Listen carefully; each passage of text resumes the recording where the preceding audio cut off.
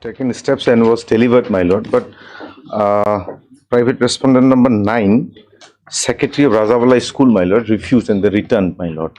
We filed service affidavit on 12th March. Refuse. He refused service. 9. Refuse. And deemed service on 9. My lord, the school has received the 7, 8. 8 or who refused? 8 or 9 refused? My lord, Because last time 8 refused, my lord. Orders already there deemed served. Yes, my lord. 8 now refused. What about 7 and 9? 7, 9 accepted, my lord.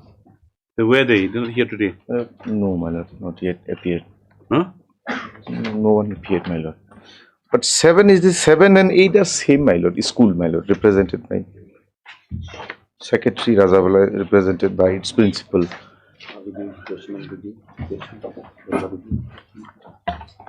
Yes, what is the matter about? My lord, the matter, my lord, I was appointed, my lord, in the year 2015. You're a teacher? My lord, yes, my lord, assistant teacher, and my service was challenged by the private respondent number 9 hearing, my lord, Sonia Sultana, my lord. And then after hearing, my lord, the advertisement and the appointment order was set aside by this honorable court, my lord. Right order dated 26/2023. Against that order, my lord, filed a review petition, and the review petition got dismissed, my lord. Then we filed this instant appeal, my lord, before your lordship, my lord, challenging both the order, my lord. My lord, the impugned order was passed, my lord. The main argument, my lord, was, my lord, the advertisement was not challenged before the learned single bench by the private respondent, and the advertisement was set aside, my lord, beyond pleadings, my lord. That is the original order before review? For review, my lord. So you impugned review? Yes, my lord, both the orders, my lord. Oh, the other orders first, yeah. Yes, dated? Review order dated, my lord. This is first one is 26/2023. The review order dated 1/5/2025, my lord. Yeah, in review petition number 11. Yes, though it has been submitted that have you filed after indicating service? Yes, my lord, it was filed service. Yes, my lord. On 12th March, my lord. An affidavit indicating service upon the respondent number 7 and 9. 7 and 9. Has since been filed by the appellant. However, there is no appearance on behalf of the respondents today. But the end of justice, this is a matter for 2 weeks to enable the appearances.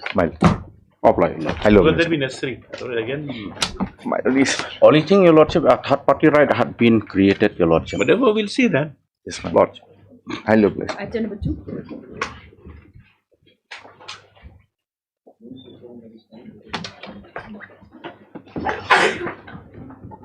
Please, your lordships, I'm praying for some more time, lordship, to file an Why? affidavit. Lordship, we've sent it for signature. We require 1 week's time, lordship. You appear which respondent? For all the respondents.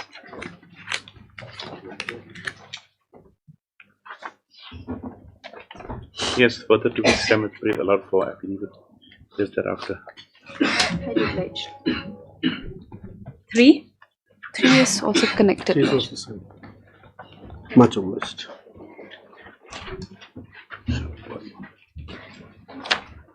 Yes. Hearing 4.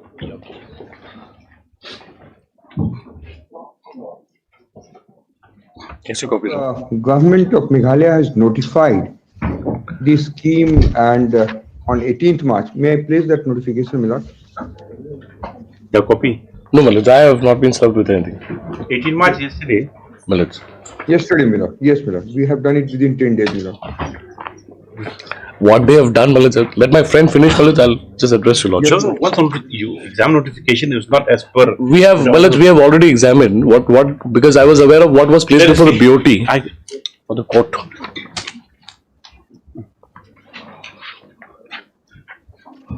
Just have extra copies for the court, no? And that minute Lordship will have notification 18th March 2026 notification. Yes. And your lordship will find in paragraph 3, my lord, in exercise of power conferred under subsection 4 of Section 4 of Assam Non-Government Act as adopted by Government of Meghalaya, Government is pleased to notify the Meghalaya Non-Government School and Colleges Employees Centralized Provident Fund Scheme 2026. All previous notifications stand superseded.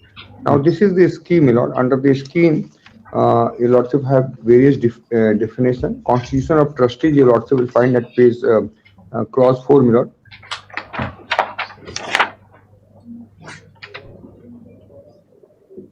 And they are the ones, my lord, if your lordship will see the powers of the trustees, there shall be constituted with effect from such date as may be notified by the state government, a board of trustees for overall governance, supervision, and oversight of centralized provident fund under the scheme. Board of trustees shall be body incorporated having perpetual successor and common seal.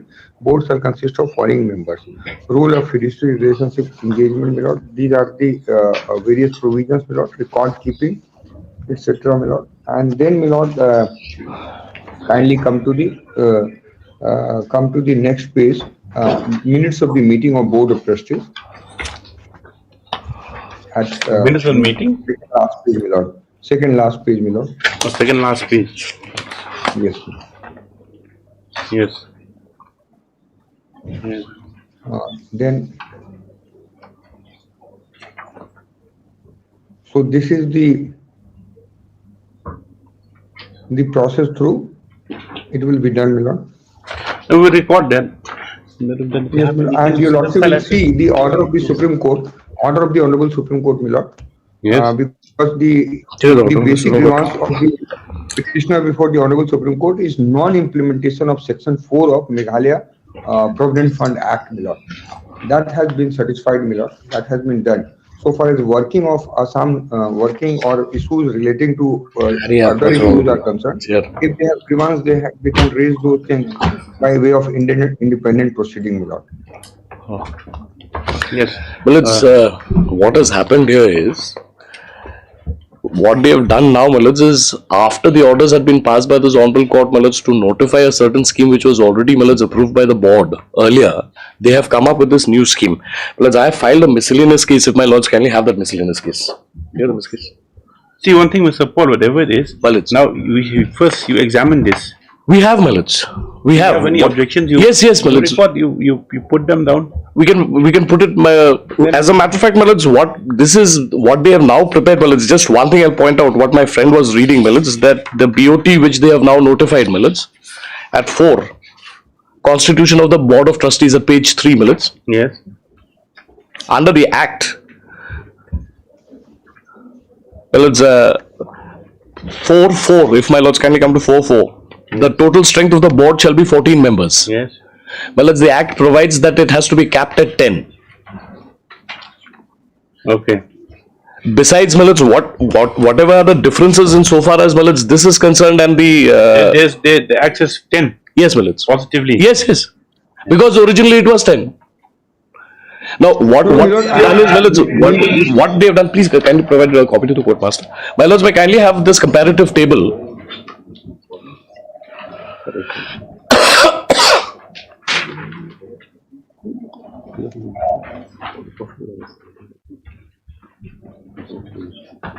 One thing, Mr. Paul, you examine it since it's already been placed before us. Before we pass, we'll file a formal objection, Malaj. Whatever is, we'll have to file a formal objection because what has happened is was action that will examine. No, Malaj, yes, if your lordship just bear with me for a moment. What has happened here is, Malaj, the original board of trustees that was there had already, Malaj, approved a certain scheme. That was way back in 2024. That is why, Malaj, subsequently all those orders came to be passed by my lords, where repeatedly it has been said, notify the scheme. Now, after those orders have been passed, Malaj, they have whatever order. We will see notification dated 18 March 2026 has been placed before the court today. Learned Advocate General submits that the same has been issued in compliance with the orders of this court. So the same is taken on board and made part of the record.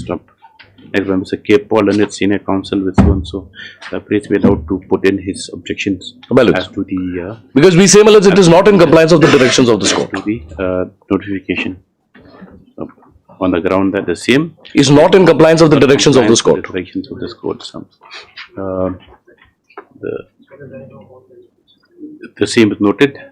a list after 2 weeks. So for the My lords, may I pray, let it be next week. There is urgency in this matter, my lords, because of this.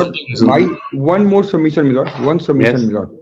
Submission is that Supreme Court has directed the state government to implement the scheme under the Act, my lord. That was the matter was traveled to the Supreme Court, and the matter was remanded back to this honorable court for this purpose, my lord, and we are compliant. If my friend has independent grievance regarding, he can challenge the notification. That's what they want us to do, because well, then that matter continues for another 5 years. Not by miscellaneous application, but whatever application is there, we My IA, my lords, was prior to this date. My lords would have it, my lords, next week, lords. It's difficult. We have actually next week we have holidays, my lord. We have lots of holidays, my lord. We'll put in our objections, my lords. We'll also then consider. 7 is connected. 8.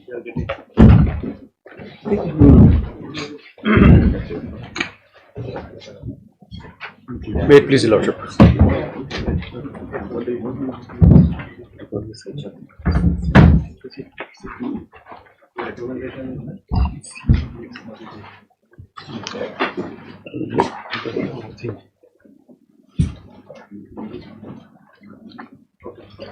Wait, please, Your Lordship.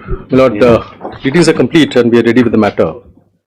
Yes, In this case, there are 3. Lordship, senior counsel can start, Lordship. Yeah.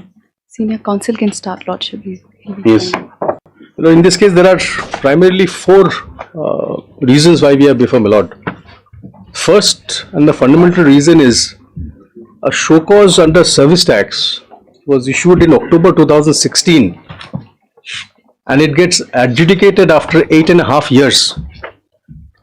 2016. Yes, Yes. the show cause is dated 5th October 2016, and it gets adjudicated on 12th March 2025, which is a delay of 8.5 years. We are agreed by that on the ground that it is a issue of limitation and they ought not to have done that, and therefore jurisdiction. Second issue, my lord, is I am operating in the state of Meghalaya. The petitioner is a fund, Assam Rifles Group Insurance Fund, set up by the Ministry of Home Affairs under the statute concerned. I am operating in the state of Meghalaya.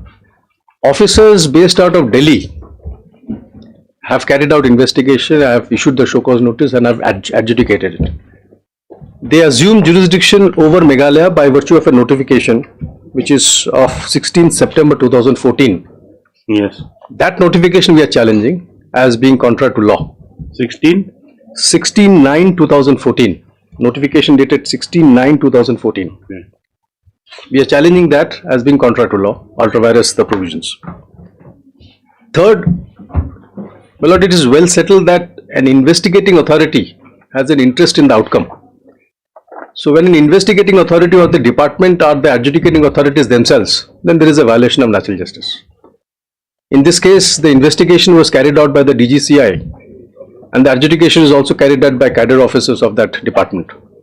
And therefore, to that extent, the officer concerned who was adjudicating was interested in the outcome of the investigation that his fellow officers carried out, and therefore violation of natural justice. And the fourth thing is on merits. Yes. I am a government entity. I operate under the Assam Rifles Act. Yes. I'm administered by the army. Yes. And under that circumstances, the scheme of the Finance Act read with the Insurance Act, etc., there cannot be any service tax levied on what I do. So therefore, on merit, that's the last point I would say. Now, keeping these in mind, I must first explain who am I, because that's the most important point that will unravel the mystery in many ways. My lord, in 1978, if my lord comes to page 407 of my petition,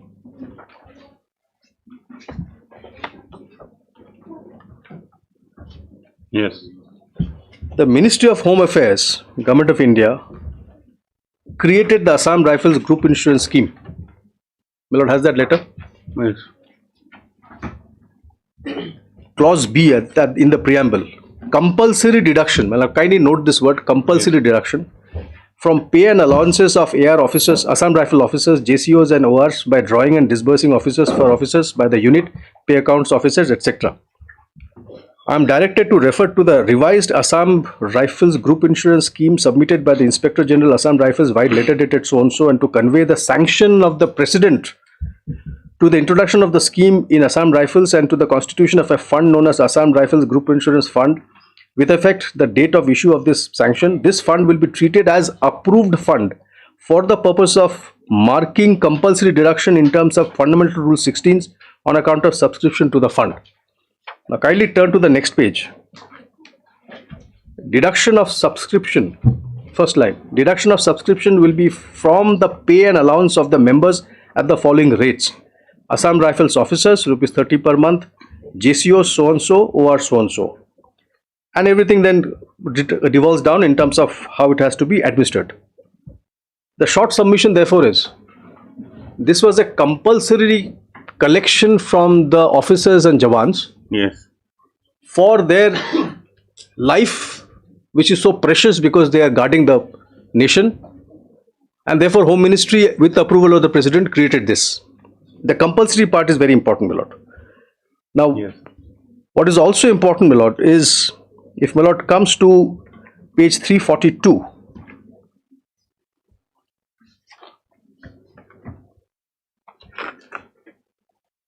Yes. this is the rules for the Assam Rifles Group Insurance Scheme. It in clause 2 definition, subclause C, members of the scheme means the serving AR cadre officers or JCO. AR is Assam Rifle cadre officers or JCOs or OR, etc. Now there is a board of trustee. Clause 3, the scheme shall be administered by the board of trustee consisting of the following, which are all DIG rank officers and IG rank officers. Are not of officers, personnel. Then the next page, 14, page 343, clause 14 at the foot of the page, my lord. Yes. Objects of the fund. To provide speedy financial assistance to the families of the members who may die while in service, to provide lump sum terminal benefits at the time of retirement to members, to undertake from time to time schemes, measures for the welfare of the serving retired Assam Rifles. Source of the fund shall comprise of only compulsory deduction. Once again, my lord, I'm stressing on this, there is a reason. Compulsory deductions of members as per following prescribed rates. I need not get into that. Benefits of the scheme, death benefit, etc., etc. I need not get into that. Then next paragraph, recovery of subscription, compulsory deduction.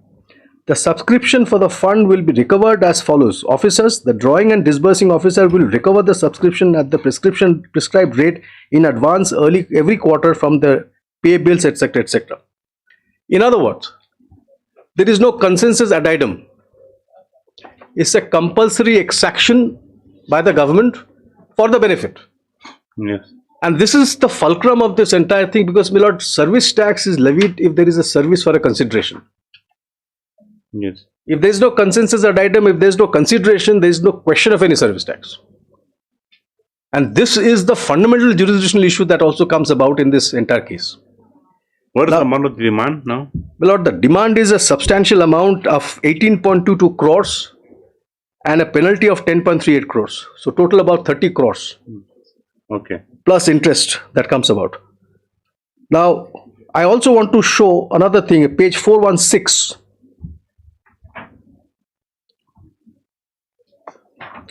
This is a letter dated 12th September 1978, page 416, annexure 13.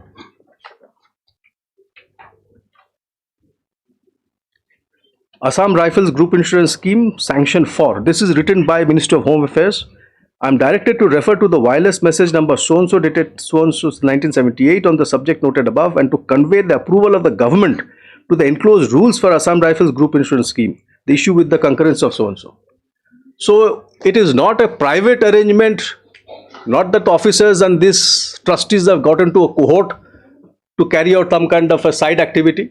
It has the blessing of the President and the highest authorities concerned in the Government of India, excellence.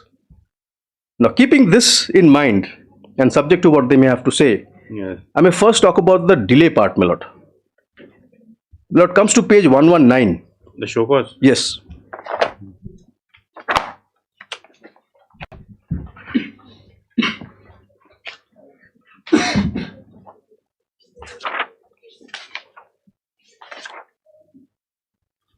My lord, at 119, my lord, will see at the very top, it is issued by the Director General of Central Excise Intelligence, RK Puram, New Delhi. Yes. And it is issued to, in the second line, intelligence was gathered by the officers of DGCI, New Delhi, that Assam Rifles Group Insurance Scheme, hereinafter referred to as ARGIS, Lower Arbor, whatever that road, so and so, East Khasi Hills, Shillong, Meghalaya. So sitting in Delhi, they're investigating activities that are happening in Meghalaya. That's one. Yeah. The date just between that show cause notice top and the table up is 5/10/2016. Yes. Now, kindly see page 274.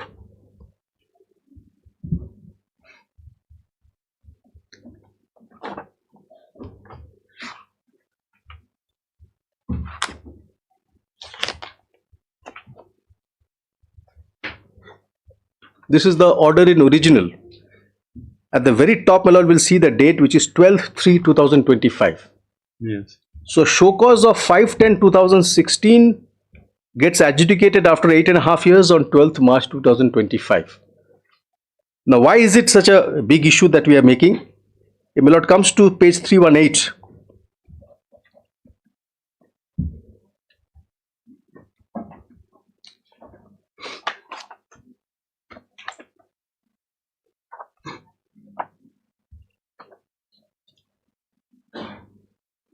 Yes. my lord, this is the section, operating section for adjudication of any show cause notice. Recovery of service tax not levied or short paid or short levied or short paid or erroneously levied. Where any service tax has not been levied or paid or has been short levied or short paid or erroneously refunded, the Central Excise Officer may within 30 months from the relevant date serve on the person chargeable with service tax which has not been levied or paid or which has been short levied or short paid, or the person to whom such refund etc., requiring him to show cause why he should not pay. So there is a timeline for issuance of show cause notice. We are not on that. Now kindly turn to the next page. In the middle, my lord, will see clause 4B. Yes. Central.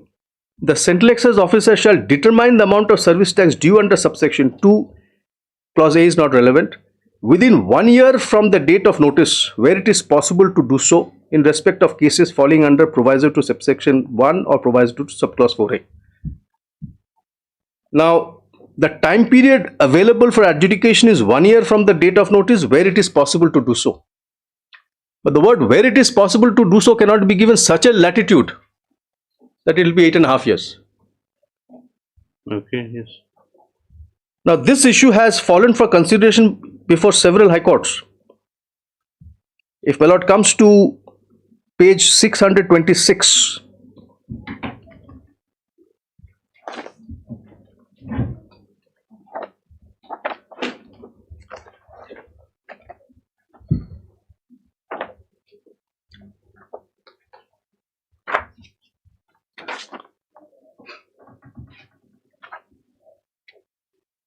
my lord has that. Yes. The judgment is a division bench judgment of Delhi High Court, Sundar Systems versus Union of India. The very first paragraph. Present writ petition has been filed seeking quashing of the adjudication proceedings initiated by the impugned show cause notice dated 25th November 2011 and the hearing notice dated 9th August 2017, 6 years, as well as the subsequent corrigendum dated so and so, primarily on the ground that the adjudication proceedings had become barred by limitation in view of the limitation period for 1 year for adjudication from the date of show cause notice prescribed under subclause B of 4B of section 73 of the Finance Act, etc. Now, the operative part of the judgment, my lord, will find at para 8, which is at page 628.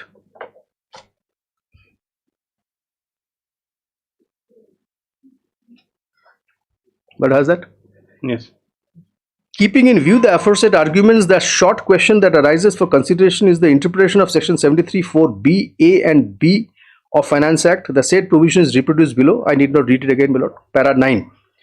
Coordinate bench of this court in the case of National Building Construction Company Limited versus Union of India has held as subsection 4B of 73 of the Finance Act fixes the time or limitation period within which the Central Excise Officer has to adjudicate and decide the show cause notice. The time period fixed under clause A or B is 6 months and 1 year respectively.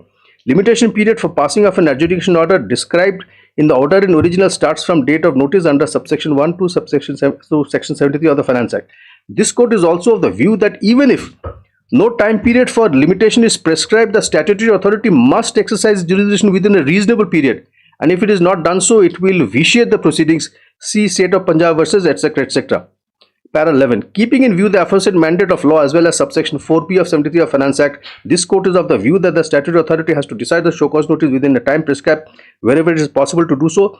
In the present case, from the respondent's list of date, it is apparent that it was certainly possible for the adjudicating authority to adjudicate upon the show cause notice issued to the prisoner within a period of 1 year, at least from the conclusion of arguments on 3rd February 2015, if not earlier. Since this has not been done so, etc. etc. Now, this is the first judgment. The second judgment is again of Delhi High Court, which my lord will find at page 630, division bench.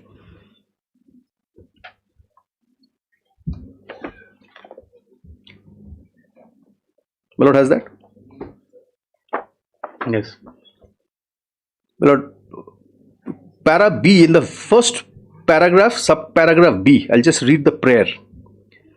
Issue a writ of certiorari, mandamus, or any other appropriate writ order or direction against the respondent by quashing of the impugned hearing notice dated 2024, issued by the respondent number 5 to reinitiate adjudication All is proceedings. under section 73 only. All 70.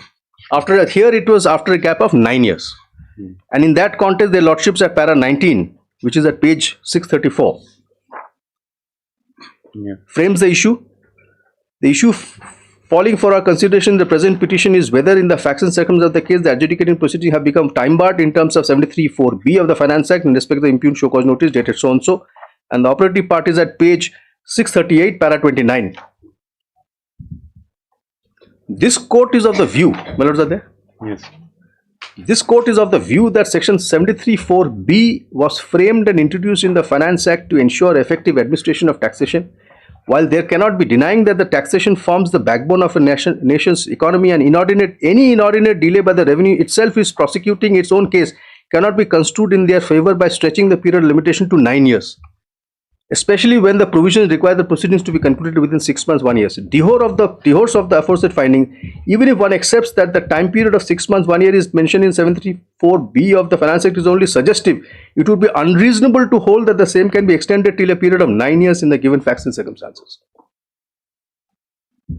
Yes, 8.5 years. Yes. So, my lord, I need not repeat. There are other judgments also, which I will not trouble my lord with. That time is of essence here. The substantive point that we make is that 8.5 years of delay vitiates the proceeding, and therefore limitation is busted. Now, I must also disclose that when the show cause notice came to us, or at or about the time when the investigation was going on, we made a Hail Mary application to the Government of India saying that please exempt me from service tax. We went to the Government of India. We made several representations which did not yield to any favorable result. Now, what the authorities say? Where is that? Yes, my lord. In fact, the rejection came to us on March 2025, which is at page 615.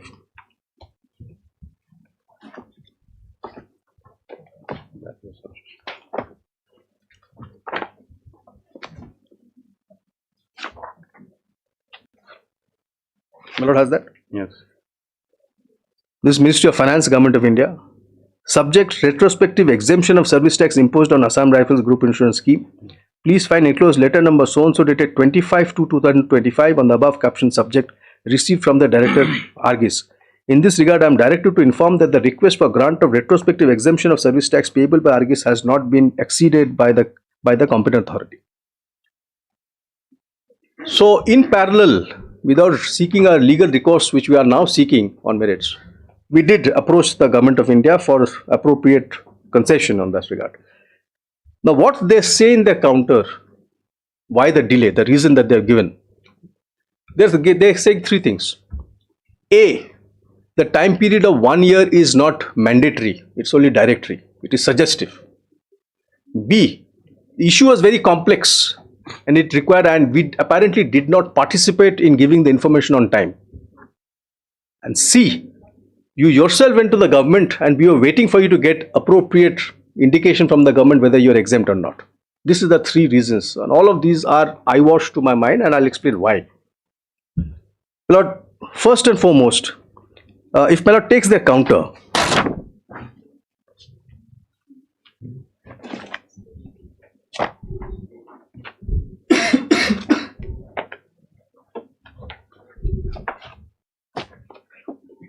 Yes. if my Lord comes to page 5, para 7,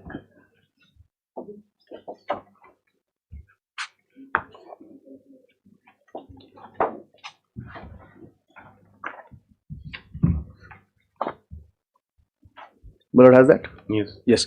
Somewhere in the later part of that paragraph, my Lord will notice Article 14, 19, 1G and 265. Yes. Yes. Are baseless as both the notice and order was issued strictly under statutory authority and following the due process. The contention that the order is time barred due to an alleged delay of 8.5 years is incorrect. Section 73(4)(b) is directory, not mandatory, that's the stand. And the complexity of the case justified the time taken. No prejudice has been demonstrated by the petitioner. Further, the petitioner approached the Department of Revenue seeking retrospective exemption from levy of service tax, which was duly rejected by DOR, Ministry of Finance, in March 2025, which I have just shown. Let us date so and so, so and so, so and so. In other words, what they're saying, and then my Lord, they also say that if my Lord comes to para 35, page 17,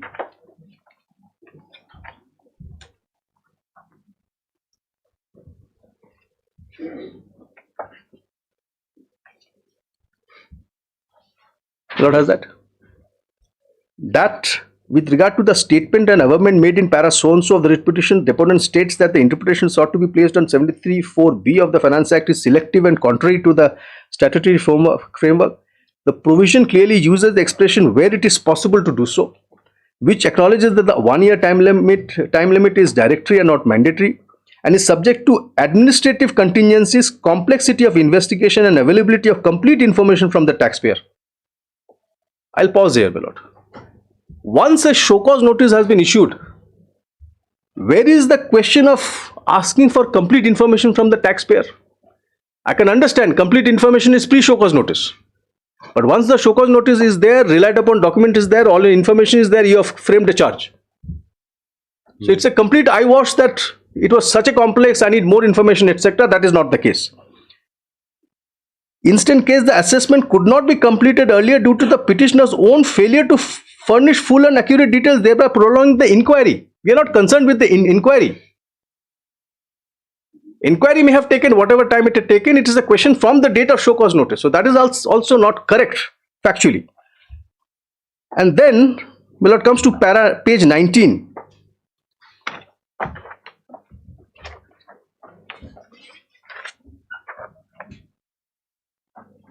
Page 19, 6th line from the top.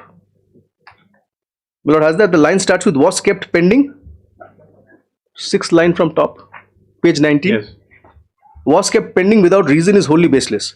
The nature of the scheme operated by the petitioner required detailed examination, interdepartmental coordination, and scrutiny of records, statutory records, all of which were essential to ensure correct assessment. Pray, I ask myself, what interdepartmental investigation were you doing?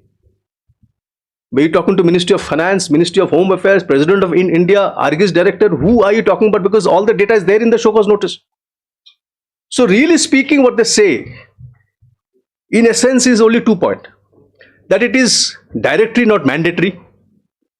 And yes. B, I was waiting for your outcome before the government. Now, my Lord, my state submission on that is twofold. Under the law, the authorities are supposed to give me only 3 hearings, 3 adjournments. That's the statutory scheme. I'll just show. Section 33A of the Central Excise Act. After the 3rd adjournment, he is bound to pass an order. So pray, I may have said, I have gone to the government. There is no compulsion for the government to respond immediately. Now kindly have section 33A, which has been furnished. Adjudication procedure. The adjudicating authority shall, in any proceeding under this chapter or any other provisions of this act, give an opportunity of being heard to a party in a proceeding if the party so desires, The adjudicating authority may, if sufficient cause is shown at any stage of the proceeding referred to in subsection 1, grant time from time to time to the parties or any of them and adjourn the hearing for reasons to be recorded in writing. So maybe, let's say that was the reason I've gone to the government. Then the proviso kicks in, provided that no such adjournment shall be granted more than 3 times to a party during proceedings. So I may have lured you or told you that please wait, etc. I am before the government. That does not denude you from exercising your power. There was only 3 adjournments you could have given and you should have. In fact, there is a very interesting judgment of the Bombay High Court on a very same issue, IDFC. You can just submit. It's in my rejoinder, my lord. If kindly see page 52 of my rejoinder. There also the assessee took repeated adjournments. And that was the defense put up by the revenue, saying that that is the reason why I did not adjudicate it on time. Well, the judgment is IDFT First Bank versus Union of India, Division Bench of the Bombay High Court. Now, kindly have para 3, page 53. Yes. This case would remind us of our observation of the decision in so-and-so versus so-and-so, wherein we observed that time and tide wait for none. It was observed that pendency of show cause notice not only weighs against the legal rights and interest of an assessee, but also would adversely affect the interest of the revenue, which is a pure public interest if prompt adjudication of show cause notice is not undertaken. In the context of the present case, our observations we intend to underscore are that the lapse of time and certainty, a long lapse of time, is likely to cause irreversible changes frustrating the whole adjudication process. In our opinion, the present case is a fit case in the context of such observation made by us in view of the peculiar facts. Now, may not kindly come to para 11.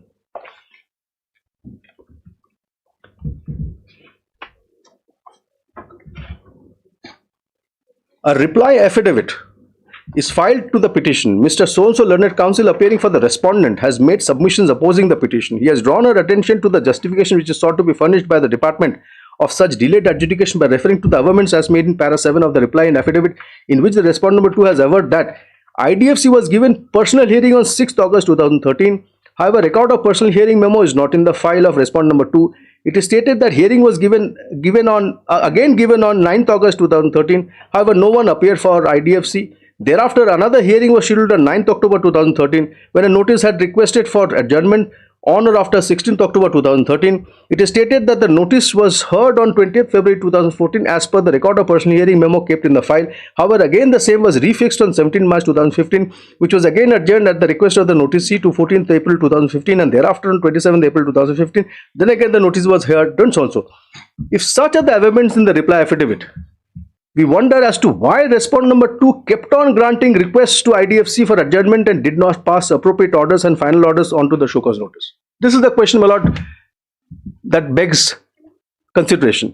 There is no justification whatsoever or any reason set out of such lapse in action by respondent number 2 which would be acceptable as set out in the reply affidavit, which can be accepted as a plausible reason preventing the commissioner from passing appropriate orders for a period of almost 5 years up to May 2015. We may also note that there is no justification whatsoever for inaction of the officer from 21st May 2015 to 10th January 2022 when the recent notice came to be issued. Then para 14, their lordships have reproduced section 73, same section, para 15. From the plain reading of the provisions of 73(4)(b) and more particularly in the context of legislative intent introduced in 4b, we cannot accept such contention as urged by the respondent that there is no mandate on the concerned officer of the department to decide the show cause notice expeditiously and or the timelines which are set out in the subsection 4 would be required to be held to be merely directory, which is exactly the submission block, as the provisions would make an allowance for a belated adjudication of show cause notice. In our opinion, such contention is as urged on behalf of the respondent would militate against the plain reading of section 4b when it pointedly provides the central excise officer shall determine the amount of service tax due under subsection 73(2), which in clause A thereof provides for a timeline, namely within 6 months from the date of notice where it is possible to do so in respect of cases falling under 731, and secondly when it provides that such determination to be made within 1 year from the date of notice where it is possible to do so in respect of cases falling under proviso to 731, etc. We may observe that the legislature, providing that the determination be made within 6 months from the date of notice as provided under clause so and so is concerned, cannot be read to nullify or attaching no weightage to the timeline so prescribed. It can however be acceptable that the reasonable plausible delay beyond 6 months may be given in case of justified case be justified depending on the facts and circumstances of the case for reasons which do not make it possible for the adjudicant authority to conclude the proceedings of show cause notice. This can be for reasons which are acceptable in law, which a reasonable body of person would acceptably be absolutely justifiable considering the duration of such period. This will certainly not mean that it can be unexplained, unjustified, unreasonable and inordinate delay. The same principle would apply to so and so. We may observe that when legislature uses the word where it is possible to do so in clause A and B, the legislature is conscious of some free play which is required to be made available to the adjudicating authority. However, such limited relaxation cannot be intended to mean that it would defeat the sanctity and purpose for which limitation of 6 months and 1 year has been set out in etc. etc. Para 18. If the interpretation of the provision as conversed by the behalf of the revenue is accepted, it would tantamount to defeating the well-settled principle of law that a show cause notice is required to be taken to its logical conclusion within a reasonable period of time and expeditiously as shown as a show cause notice issued under any fiscal legislation concerning recovery of revenue would have a very serious concern on the bearing of the public revenue. Hence, there cannot be laxity, much less any lethargic approach on behalf of the officers in dealing adjudication, etc. I need not read it all. So, my lord, my submission is twofold here. A, yes, I may have gone to the government, but you are bound under 33A to give me only 3 adjournments and then pass. Yes. B, it is directory, but it has a flavor of mandatory nature also, given the lapse of time, the period of time. And C, when they say that, in fact, what is very interesting, my lord, may kindly see the table. But kindly see the table that is attached to my petition, which table will explain at page 81.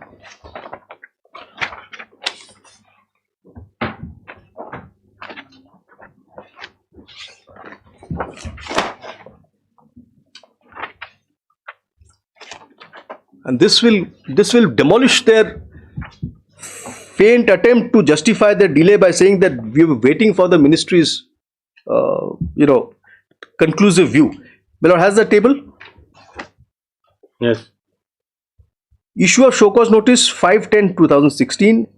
Written reply 25/10/2016 by us. There was another reply in serial number 3 which was 6/9/2017. And then the opportunity of hearing comes on 5/4/2024. I asked myself this question. If the rejection came on March 2025, for which you say you were waiting, as I had shown that letter, then suddenly why did you wake up on 5th April 2024? Clearly your giving of personal hearing has no nexus with this decision of the government of India. Now you're trying to, trace your track back and justify yourself saying that no, we were waiting for that. Yes, we may have led you to the garden path, we've said that please wait. But you were bound by 33A. Lord sees that. So under that circumstances, it cannot lie in the mouth of the respondent to say that the delay is attributable to us. Lord also knows this basic principle of law. If I was a petitioner, I was coming before this court, and I had to justify my delay and laches. If I were to give a submission to this honorable court that I was making representation to the government, therefore the delay of 4 years, my lord would dismiss me then and there. That's the known law. So my representative to the government of India could not have been a restraint on his limitation period that the law prescribes. So therefore, my lord, on this count itself, the show cause notice and the adjudication should fall because it is beyond limitation. Now I must also, as an officer of the court, also bring to my lord's attention another decision of the Delhi High Court, which was rendered in the context of customs, which is not adverse to me, which my lord, can you give that hard copy? This was under the context of customs, which also had a parameter provision. There also Delhi High Court quashed it, saying that inordinate delay. That matter travelled to the Supreme Court. And the Supreme Court at page 715, I have annexed it in my paper book. Yes, just give the judgment. So it has page 715.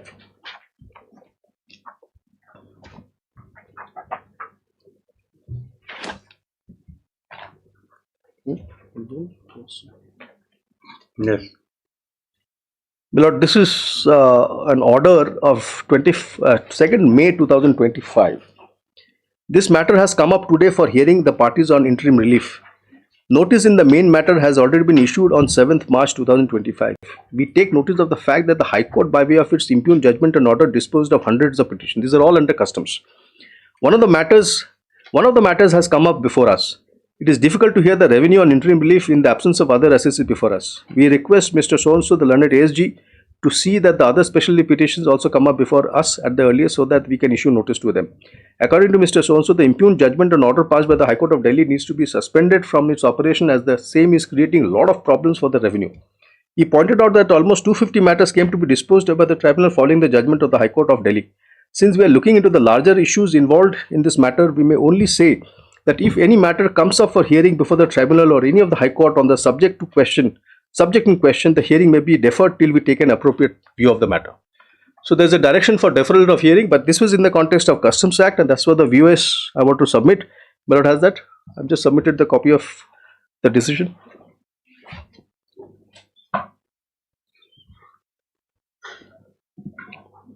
Last one. 10/12/2025, my lord. And para 8 explains the issue.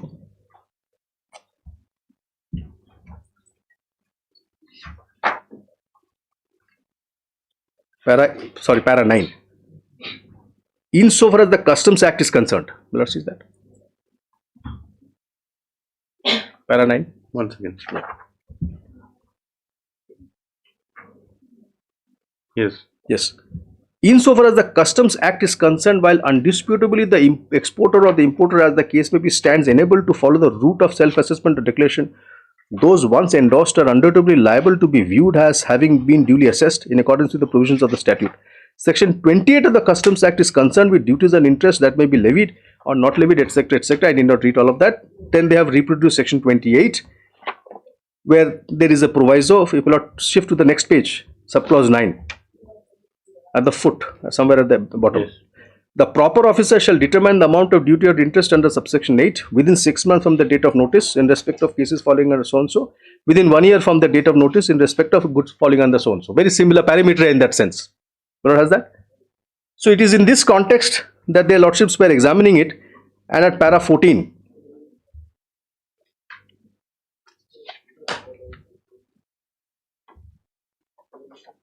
Para 14. It is pertinent to note that both clause A and B of section 28(9) had prior to 2000, again they're talking about Customs Act, 2018, employed that expression where it is possible to do so. This ultimately came to be omitted by 2018. However, the terms of very amending statute, the Customs Act, also saw the insertion of subclause 9A in section 28, and which sought to deal with the contingencies where proper officer may be unable to determine the amount of duty or interest. In terms of that provision, in situations that are spoken of in clause A to 2 and 9A, the proposal stands relieved from complying with the time frames erected by the virtue of 28(9). The contingency which are spoken in 28(9A) range from pendency of appeal in similar matter before the appellate authority, High Court or the Supreme Court, etc. There was a complete different scheme in that sense. And it is in this context that their lordships had passed the judgment. Then ultimately they have said that it is bad in law, which is what they came before the Supreme Court against. I mean, the revenue came before the Supreme Court against. So it's a disclosure that I make before this court that so far as the customs process is concerned, matter is before the Supreme Court, and Supreme Court has directed that please do not pass any order until we examine that. So therefore, this first issue that I have submitted is, so far as service tax is concerned, there is no such restraint, and the extant jurisprudence is very clear. And the justification that they gave in also does not cut ice in terms of the reality of what the situations are. That's one. Now, next point, notification ultra-vires. Yes, my lord. I'll just take quickly to that thing, my lord. My lord takes the notification, page 328. Before my lord takes the notification, we kindly have section 3, page 318.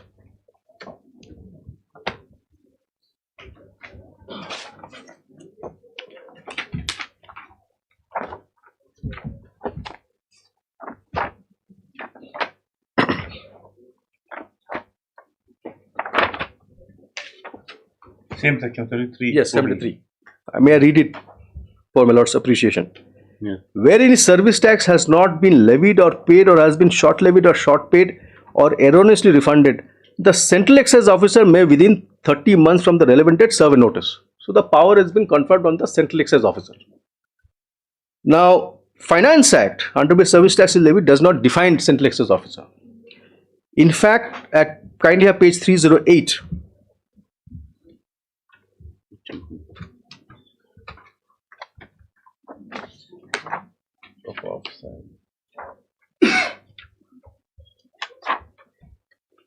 What has that? Section 765B, page 308. Yes. Yes. In this chapter, unless the context otherwise requires, now kindly now turn to page 311.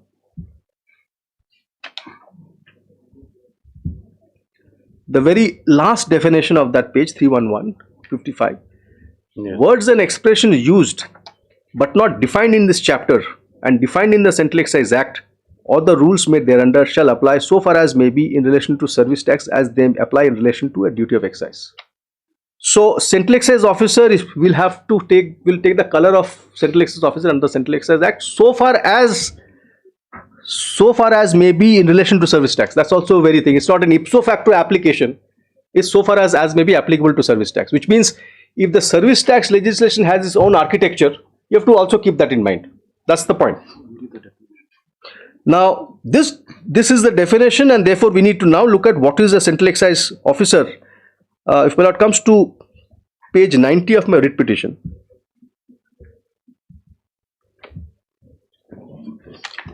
Yes. You want to go to proper officer? It's a Central Excise Officer, not a proper officer, unlike the other matter, my lord.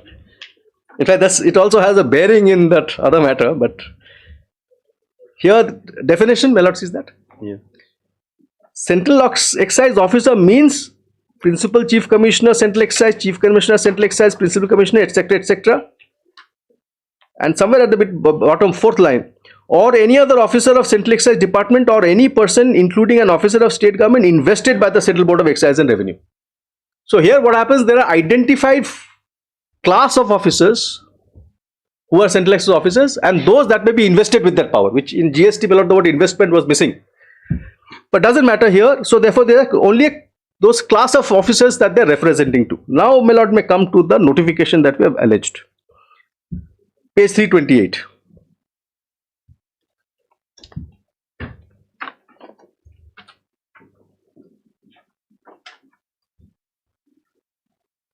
What has that?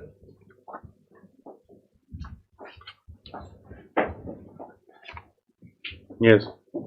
In exercise of the powers conferred by clause 2B of Central Excise Act, which I have just read out.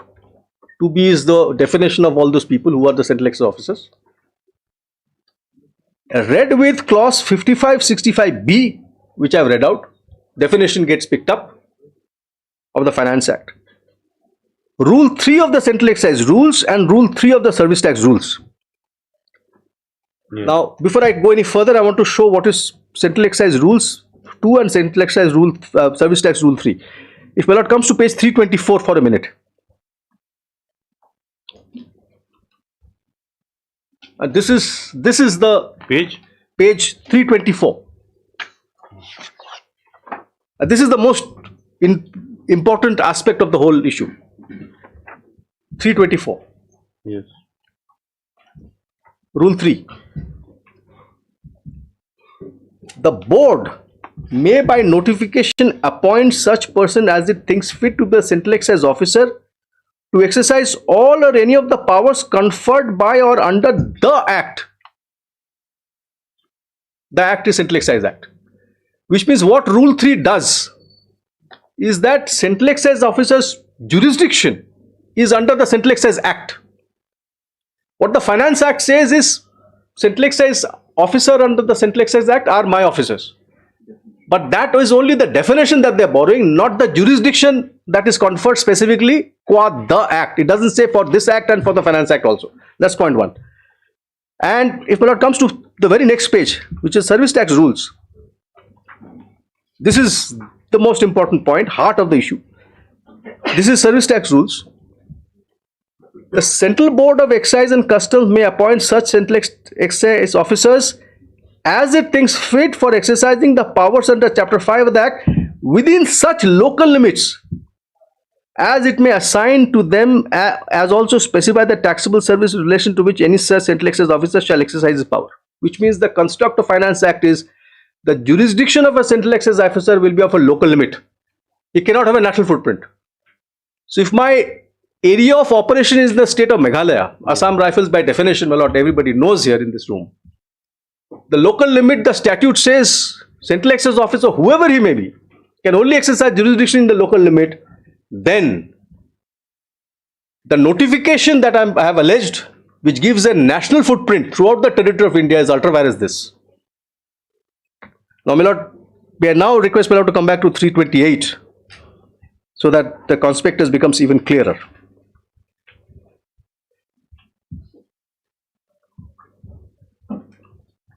May I read, my lord? Yes. In exercise of the powers conferred by subclause 2B of the Central Excise Act, which is the definition clause, read with 65B, clause 55 of the Finance Act, which is the borrowing clause of the definition, Rule 3 of the Central Excise Rules, which is absolutely irrelevant because that was for purpose of the finance for the Central Excise Act, and Rule 3 of the Service Tax Rules. So they admit of Rule 3 of the Service Tax Rules. And in supersession of the notification number so-and-so dated so-and-so, published in so-and-so, the Central Board of Excise and Customs hereby appoints the officers of the Director General of Audit, Director General of Central Excise Intelligence, Director General of Service Tax specified in column 2 of the table as Central Excise officers and invest them with all the powers of Chapter 5 of the Finance Act and the rules made thereunder throughout the territory of India. This is ex facie contra to Rule 3.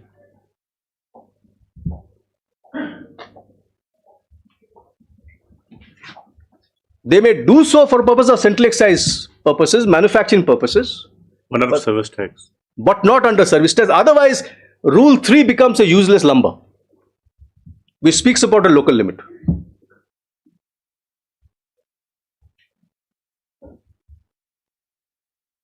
Now, what is a local limit? Now, there's an interesting judgment of the Supreme Court, a constitution bench. It was in the context of some other legislation, but the word within local area was interpreted. And their lordships read local area to be at least within the state. Local area means at least within the state. It can't be trans-state. Please, can you submit the judgment? Just in case.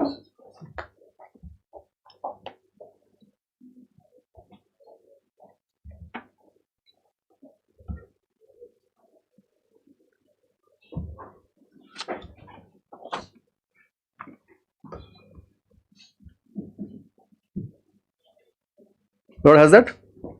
Yes. This is Diamond Sugar Mills versus State of Uttar Pradesh, Constitution Bench, AIR 1961 SC 652. When it comes to para 15.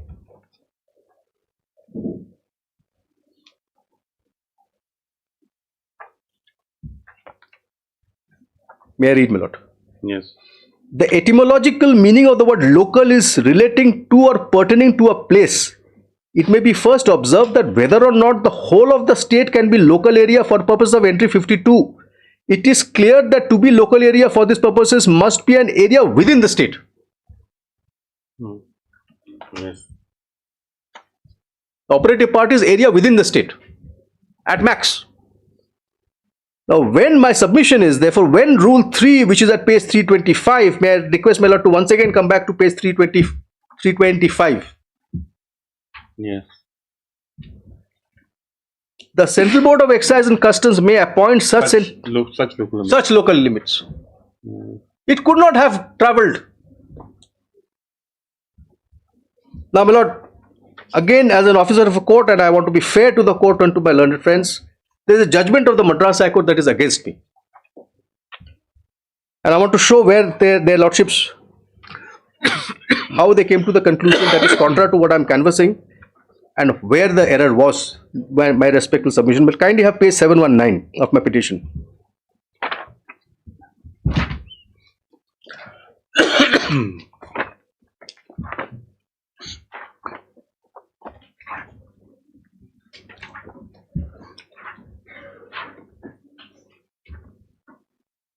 What has that? This is a judgment of the learned single judge of the Madras High Court in a writ petition. 2022. When it comes to para 177, page 755.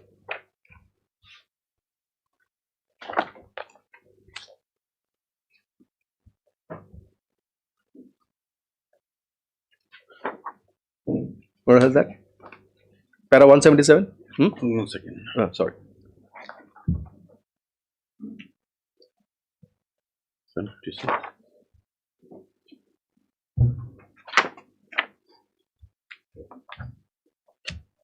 Page 755. Yes. Para 177. Yes. The learned single judge conclude. Thus, officers of DGCI are Central Excise officers for the purposes of 2B of the Central Excise Act. They are empowered to exercise power pan-India under notification 38/2001 dated so and so. No quarrel about this at all. Yes, they are, because Central Excise Act does give them. 178. Therefore, the other ground of challenge to the impugned notification 22 of 2014, which is precisely what we have also challenged, dated 16 September 2014, that pan-India powers have been vested with officers of Director General Central Excise, presently the Director General of GST Intelligence, and contrary to the restriction of Rule 3 of the Service Tax Rule, also fails. Their Lordship has not taken cognizance of the word local area in Rule 3. It's an ipsit dixit with the greatest respect. The power of the board under notification number 22 of 2014 dated September 16, 2014 cannot be read in restricted manner. There is no impediment in appointing officer of Director General of Central Excise as Central Excise officers to exercise the power pan-India. Then we'll at para 192, page 757. Yes. Here they deal with the local limits aspect. Para 192. As mentioned above, under Rule 3 of the Service Tax Rules, the board can appoint any officer to exercise power within the local limits. However, that would not mean that officers, Director General of Central Excise Intelligence, present in the Director General of GST, who are already Central Excise officers notification 38 for the whole of India, cannot exercise power pan-India. So he admits of the fact that Rule 3 gives a restriction, then said that does not mean that the jurisdiction under Central Excise cannot be extended for service tax purposes, which with greatest respect is wrong. Yes. Now that therefore completes my aspect of jurisdiction. And your next point is investigating agency interested Yes, party. my lord. That is the circular bit.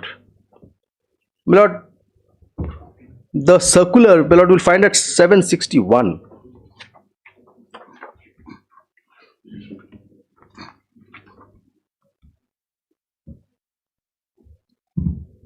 Page 761.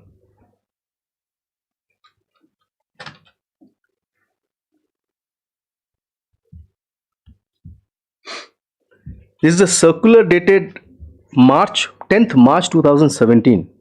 Master Circular of Show Cause Notice, Adjudication and Recovery regarding. Lord has that? Yes. Now kindly have page 766. Para 12.3.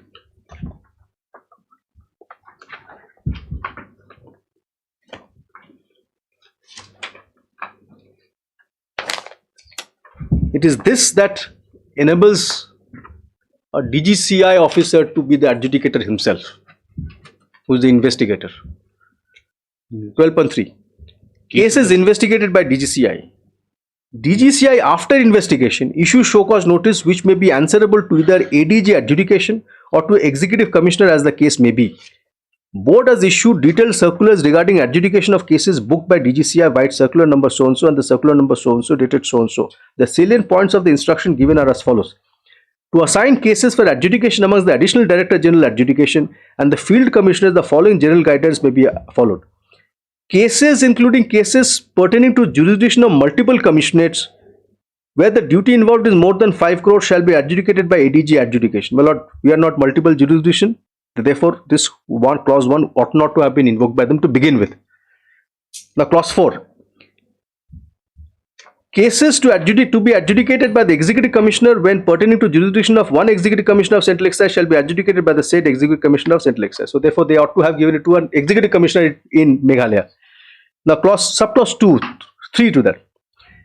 Where ADG adjudication is the adjudicating authority in one of the cases involving identical issues of common evidence, the Director General of CI may assign all such cases to that ADG adjudication. And clause 2, Director General of CEI may issue general orders assigning the show cause notice involving duty of more than 5 crore, which is where I fall, issued by the specified zonal units and or DGCI headquarters to the principal particular ADG adjudication. So they say that as soon as it is more than 5 crore, the Department of Director General of Goods and Service Tax, not Goods and Service Tax, Service Tax, DGCEI, Central Excise and Service Tax, will adjudicate it themselves. Clause 3. Yes. Now, a person cannot be a judge of his own cause. An investigating authority is interested in the outcome of what he has investigated. And to reach that, he issues the show cause. It is their department of officers, same department. So DGCI is the investigating wing of the government of India. They are interested in a certain outcome. And to reach that outcome and conclusion, adjudication is done by their own officers. That, with greatest respect, is against nemo juris, my lord. A person cannot be judge of his own cause. So the whole department, I mean, it's not a question of X is replaced by Y. It's the departmental ecosystem that we are talking about, because that's what drives them. That's their drive. My lord, judgment, I want to place a Bombay High Court judgment, an old judgment, my lord. Orche Silk Mills.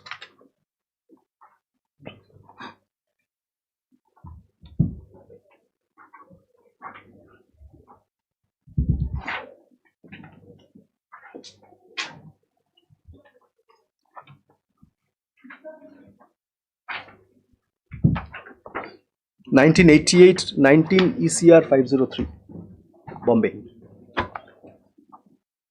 I'll just read the head note, while it has no relevance, but just to put a context. Natural justice, adjudication by officers closely connected with raids violate national justice.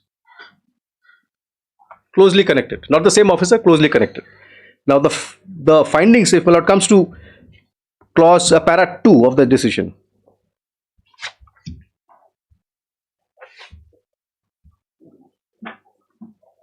Clause 2, para 2. The respondent number 1 was the director in charge of the Directorate of Anti-Evasion, Central Excise, and his office was situated in New Delhi. This was Director 1, Anti-Evasion. Now, So just where reading from? oh, sorry, page second paragraph. Second paragraph. No, second paragraph, not Yes. paragraph 2. Second paragraph. Yes. Second paragraph has that. The respondent Yes. number 1. The respondent number 1 was the director in charge of the Directorate of Anti-Evasion, Central Excise, and his office was situated in New Delhi. So he was director in charge of the Director of Anti-Evasion. Now, the second subparagraph for para 2, second paragraph for para 2. On August 6, 1984, the respondent number 2, the Central Board of Excise and Customs published notification so in exercise of powers conferred under Clause 2 of Central Excise Act, investing the Director Anti-Evasion, Customs and Central Excise and Director General of Revenue Intelligence with the power of the Collector of Central Excise to the exercise to be exercised by him throughout the territory of India. In view of this notification, the respondent number 1, who was holding the post of Director Anti-Evasion, was invested with the power of Collector of Central Excise, which means he could adjudicate also. So investigator was conferred with the power of an adjudication by virtue of this notification of August 6, 2084. CBC did that. Then when it comes to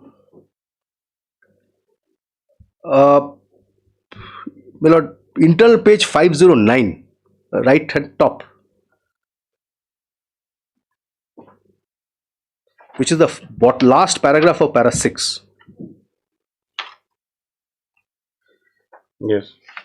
Shri Desai is right in his submission that respondent number 1 should not have undertaken adjudication as he was closely connected with the raiding party and the investigation of the alleged evasion of duty. It hardly requires to be stated that a person closely connected with the investigation and who is interested in obtaining a particular result should not undertake quasi-judicial duties of adjudication between the department and taxpayer. It would be trite to observe that a prosecutor or a complainant can never be a judge of his own cause. The respondent number 1 undertaking the adjudication of the alleged offence evasion of duty in these circumstances was entirely a misfit, and the adjudication order passed by respondent 1 cannot be sustained.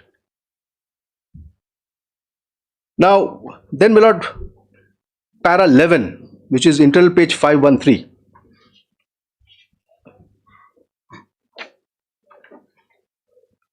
No, we need not go into para 11. We'll come straight to another well-known judgment, my lord, Gulapalli Nageshwar Rao, which lays down the principle: a man cannot be a judge of his own cause, my lord.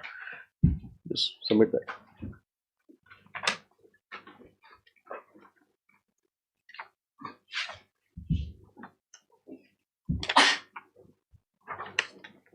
This is the doctrine of bias. Yes.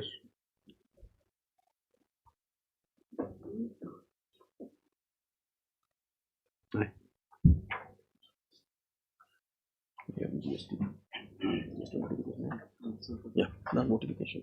Who has that judgment? My lord, comes straight away to para 6. Yes. At this stage, it would be convenient to notice briefly the decision cited at the bar disclosing the relevant principles governing the doctrine of bias. The principles governing the doctrine of bias vis-a-vis judicial tribunals are well settled, and they are: no man shall be judge in his own cause. Justice should not only be done, but manifestly and undoubtedly seem to be done. The two maxims yield the result that if a member of a judicial body is subject to a bias, whether financial or otherwise, in favor or against any party to a dispute, or in such a position that a bias must be assumed to exist, he ought not to take part in the decision or sit on the tribunal, and that any direct pecuniary interest, however small, in the subject matter of inquiry will disqualify a judge, and any interest throughout though not pecuniary, will have the same effect if it be sufficiently sustainable to create a reasonable sustainer bias. The said principles are equally applicable to authorities, though they are not courts of justice or judicial tribunal, who have to act judicially in deciding the rights of other parties, i.e. authorities who are empowered to discharge quasi-judicial function. So equally applies to departmental adjudications as well, my lord. That's my submission here. Now, contra to this, my lords would have, by now, my lord would have appreciated GST construct also. There's a notification issued by the government of India, central government, in GST saying that DGCI show cause notices will not be executed, will not be adjudicated by them. For the same reason. Because, just give that notification. 2 of 2027.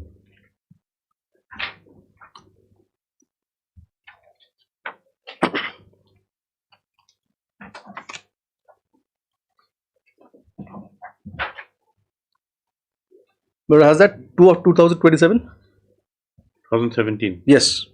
19 June 2017. Yes. Well, it comes to the next page, para 3A. Yeah. And they're the same. DGCI and DGGI are the same. They've all, the name has changed. It's the same wine in the different bottle. Para 3A. Notwithstanding, this is the overriding. Notwithstanding anything contained in para 3, the additional commissioners or the joint commissioner of central tax, as the case may be, subordinate to the principal commissioner of central tax or the commissioners of central tax as specified in column 2 of table 5, are hereby vested with the power as specified in the corresponding entry in column 3 of the said table. To say override whatever we have said, this will apply. Now let's look at what is table 5. Now table 5, internal page, and how to put it, 24. You have a pagination or something. At the very end of the last table of the notification, table 5, the very last page before the footnotes begin, table 5, third last page.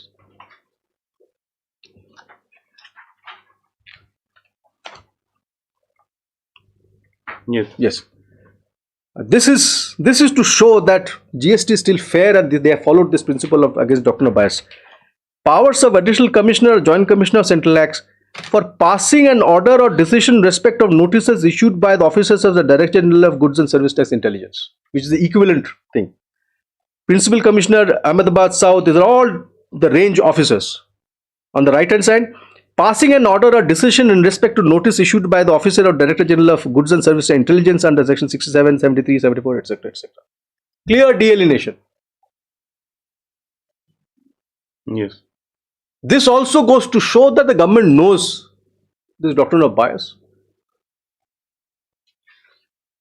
And if we apply doctrine of bias, then the adjudicating department and the investigating department, DGCI, Tarkepuram, Delhi, could not have done that. So therefore, there is a violation of natural justice to that extent as well, my lord, and therefore on this count it should fall. No need for that. Now, my lord, I'll now come to the merits of the issue, my lord.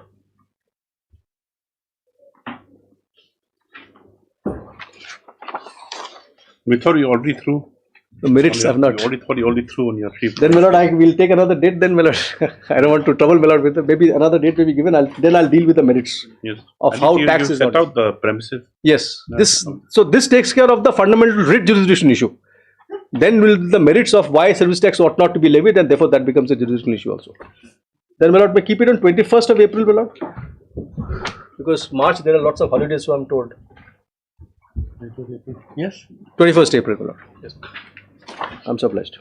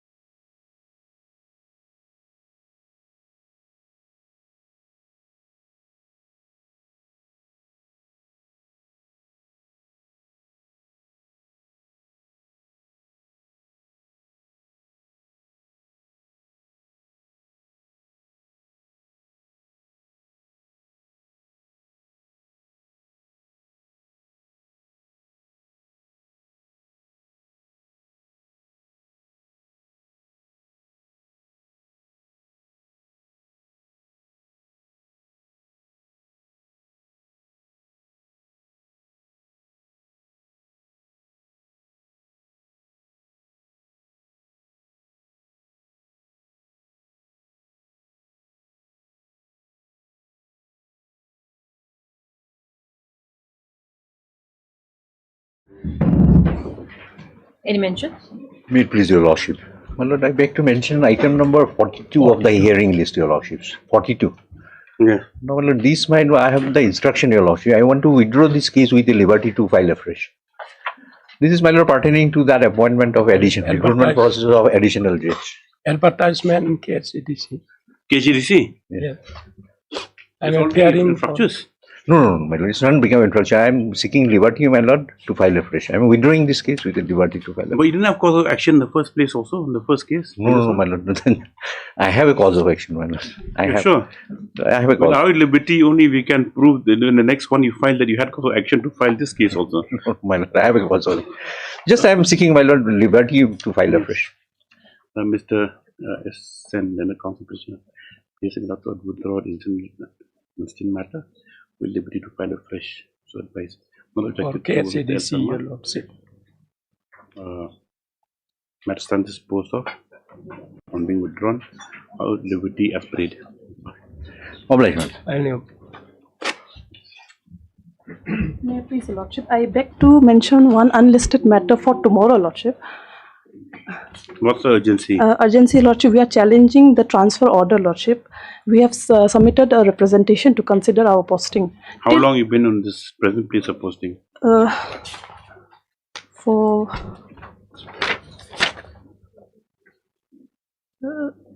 We are there for quite some time, Lordship. Then? Lordship, the Is prayer it for... some rifles? Yes, Your Lordship. The Movement prayer... order has been issued? No, not yet, Lordship. Then? What's the urgency? Your Lordship, the transfer order was of 2025. Lordship, we have filed a representation to consider only till June 2026. Only till June 2000. For tomorrow, Lordship. Deeply obliged, Lordship. May I please, your lordship, item 39 from the hearing list, my lord. Item number 39, my lord. Inform the other side. You want to withdraw? No, my lord. I'll just seek 2 weeks' time, my lord. Yes. No objection. Hello, bless me. Please, Lordship. Lordship, I beg to make a mention of item number 31, Lordship. 31 is? Daily list, Lordship. Oh, you're ready in the matter today, correct? Yes, I have no He's objection. ready, see. His matter has been pending for a long time. 1 week? 2 weeks, Lordship. Okay, yes. Yes. Hello, Lordship. Please, Your Lordship. Your Lordship, I beg to mention item number 37 of the hearing list. Your Lordship, let this matter come up after... The freezing 2 matter? weeks. Yes. Bank freezing my account. Have you filed the affidavit? We have filed the affidavit. All the pleadings are complete? Yes, Minister. Yes, sir. No rejoinders necessary now. Why? Your Lordship, due to personal difficulty. What to do? May I pray, my lord, the matter will be taken up in the last week of April, my lord. Last week April. Yes, Okay. my lord. Your Lordship. Lovely. Your Lordship, similar prayer for item number 34. Rio bill.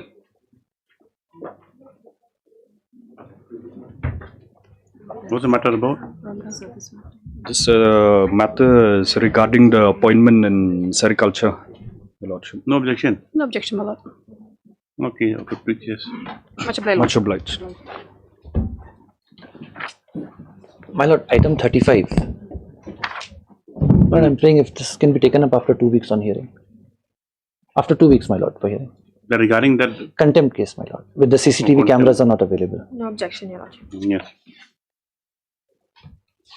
Yes. Obliged, my lord. Lordship, I beg to mention item number 32 and 33, my lord. These are connected, my lord.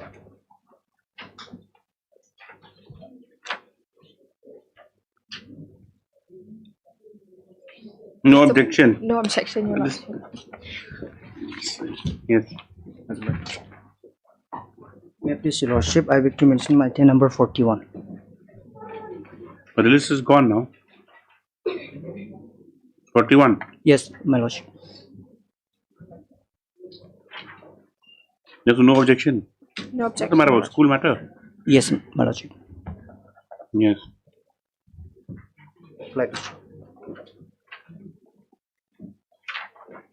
Supplementary list item number 1.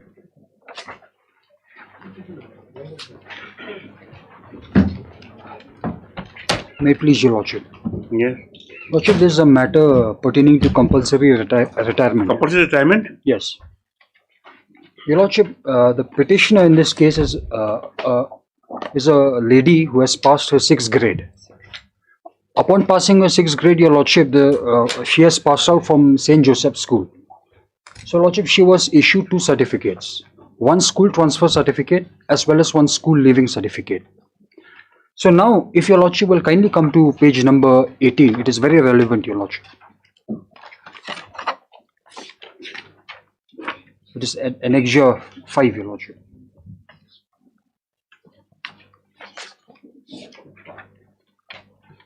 Yes. Yes, your lordship. In the 5th line, lordship, her date of birth according to the admission register was 12/12/1965. Whereas your lordship, just the next page, which is 19, the school leaving certificate. Your lordship, on the 4th line, that the petitioner, she left the St. Joseph High School on 15th December 1983. Yes. Her age at that date, according to the admission register, was 19-year-old. Yes. So now, your lordship, there is a contradiction between these 2 certificates. We have made the calculations. There is an error of one year. She, according to the certificate, the Annexure 5, she was supposed to be 18 years, 3 days at that relevant point. That is on the 15th of December 1983. Now, your lordship, in order to make this more clear, we have even annexed, just in the next page, your lordship, we have annexed a copy of What about transfer certificates? No, that one is a transfer certificate, your lordship, and the second is a school leaving certificate. They are separate, your lordship. They are not part of the same. Were they issued Even at the same time, same day? Not Same day, your lordship. same day, yes. But reasons of leaving, same thing. My completion of school course here, and here's minor reasons. That will make the point even more strong, your lordship, because there is a contradiction in the same certificate. Now, one was issued this one, which is in a printed form. Your lordship, it was issued on the day when the petitioner left. So we have to take the vintage. I mean, this one will have more weight. One that showed is 19 years. Anyway. Yes, your lordship. So your lordship, if your lordship will kindly come to page number 20, where your lordship, we have annexed a copy of the Aadhaar card, where the date of birth is reflected as 1965. Again, your lordship, the birth certificate we have annexed, where also her date of birth is 1965. It's about 16, yes. Yes, even her epic card shows the same. So it is corroborating, your lordship.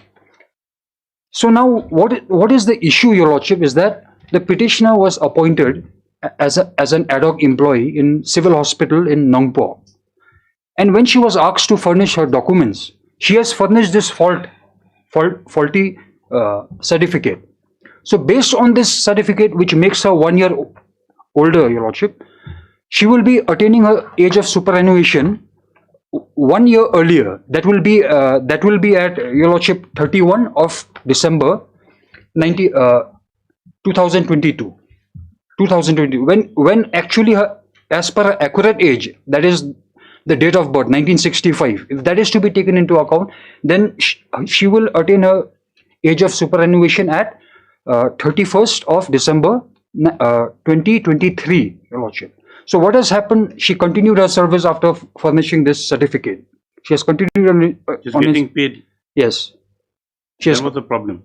So, your lordship, what has happened now is that she subsequently even got upgraded to the post of a dresser. Then she was regularized. So now what happened in 2016, your lordship? She suddenly realized that there is a fault. There is a discrepancy in the age. So she has accordingly in 2016, your lordship, we have even mentioned in our petition, she has asked one in charge. Where's 16? Where's the representation? There is no representation. There is no representation, lordship, but it has been it is there, your lordship. It is there. They've just made a bold statement, your lordship. There's no representation. Yes, if your lordship will kindly come to letter dated 15/12/2023. That is enclosed as annexure number 10. But Mr. Thaba, So, Your Lordship, it will be at page 23. Your Lordship, no formal representation was made. Actually, this was verbal. Then you can't correct the bird at 5 p.m. after service. That is a settle law. 20. Lordship, I'm coming to that, Your Lordship. Next year 10, you say so and so. None of 4 point mentioned reply were true. Yes. Your Lordship, this The reason is that representation is dated 23, Your Lordship. yes, yes, Your Lordship. Yes. If I may read, Your Lordship, I am Where is the writing this. 2016 representation? Yes, Your Lordship. I'm getting There to is that, no Your Lordship. representation, Your Lordship, in Anyway, let him 2016. finish. I am writing this letter to inform you that none of the 4 points mentioned in your reply dated 08 December 2023 are true. The reason is that whatever document you have received from me was submitted to your esteemed office, and it seems that the clerical error is from the office of the district medical officer. This is pure negligence of your esteemed office. It happened before you joined your position as the head of institution, especially during the ex-Barababu. And how? Then even if the date, how did you retire 23? What happened? No. Because the date as per this faulty certificate, she will be attaining a superannuation on 2022. Whereas the current... No, 22, after she continued working after 22 also. She continued working Getting her pay. because she was getting the permission from the department. So fine, now 23 she retired. She did not retire. She was removed from service, and even her, Your Lordship... Removed service where? When? She was removed from service. Where's the order? There is no order, but there is an order from the department to the Treasury office that your age could no longer be rectified. Accordingly... No, this court doesn't understand. You mean to say after 23 you continued working still? Because, Your Lordship, what happened is that... No, just simple question. Yes. After your case that you support 23, correct? Yes. Because there's an error in your date of birth recorded there, where you should have retired, where you were made to retire in 22. Now you say after 22 continue to 23. Because the department allowed us. Then after 23 you continue also. The department allowed us and paid the salary. No. After 23 so you continued. Not in 23. We did not continue. We did not continue. After 23 you continued. I'm getting to that, Your Lordship. It will be perfectly clear. What has happened is that immediately after she realized that the rectification has not been made, she had contacted an employee in 2016. He did not make the rectifications. So what she did is that she immediately contacted the respondent authority, that is the district medical officer. So now this district medical officer said, as long as until this, they took up the matter of the rectification and said, as long as until this matter is pending with us, until we do not settle it, until that relevant point, you are allowed to continue. So that is the reason, Lordship, after attaining her superannuation at 2022, she continued working based on that instruction. So now after working for more than 8.5 months, she received her salary. In 23? Yes, on September 2020, after working more than 8 months. Now suddenly a notification comes, Lordship, that we cannot make the rectification. Okay. Then subsequently, Your Lordship, the order is passed to the Treasury office stating that now we are going to no longer to pay salary to the petitioner. And what is worse, Your Lordship, is that shockingly, the Accountant General has deducted from her gratuity an amount of all the work that she has done for more than 8 months has been deducted from her gratuity. This is against all. What is deducted? No, they have mentioned it, Lordship. It is at the last. Yes. 35A. Your Lordship, there's an order dated 5/7/22 at page 29, Your Lordship, stating that the petitioner is supposed to retire on the 31st of December 2022. Yes. Your Lordship, this order was not challenged. Oh. No, Your Lordship. Her first representation, Your Lordship, with regard to correction of date of birth is in 23, Your Lordship. After she was already supposed to retire. Lordship, the lady is a six pass out, matter, and she has filed 7 letters. If you could see, why did you file a petition? Anyway, we'll issue notice. Yes. Otherwise, there's no interim, no question of interim stay in interim order. Yes, heard Mr. B. Thaba issue notice. MSL Intonori is present. 125 and 7, Your Lordship. 125 and 7. 125 and 7. MSE Pasa, except number 6, no further notice. Just after 3 weeks, so I have to leave it as Obliged, Your Lordship. Item number 2.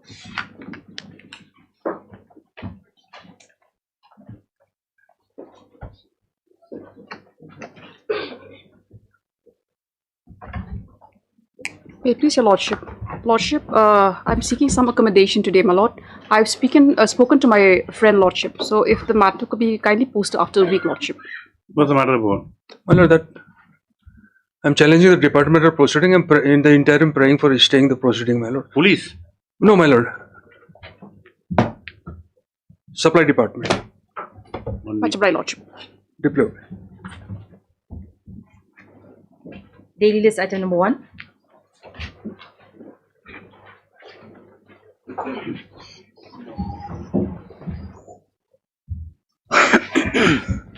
Please, so these are the two matters arising out of question of jurisdiction of the Lokayukta over VEC members. It's for admission hearing. What's this? You ready with the matter? I was under the past few days, so I could watch it. Otherwise, if the petitioner is ready, they can start, I can reply. No piecemeal. Only issue of jurisdiction, lordship. Let's after 1 week. Interim order may continue until further orders. Admission hearing on the prey of MS BF Karwana. This is the matter after 1 week for admission hearing. Interim orders we need to continue. Item number 3.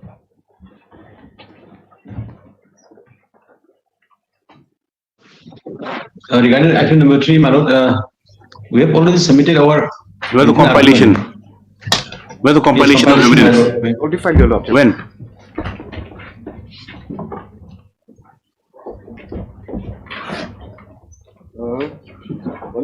You filed written submissions also?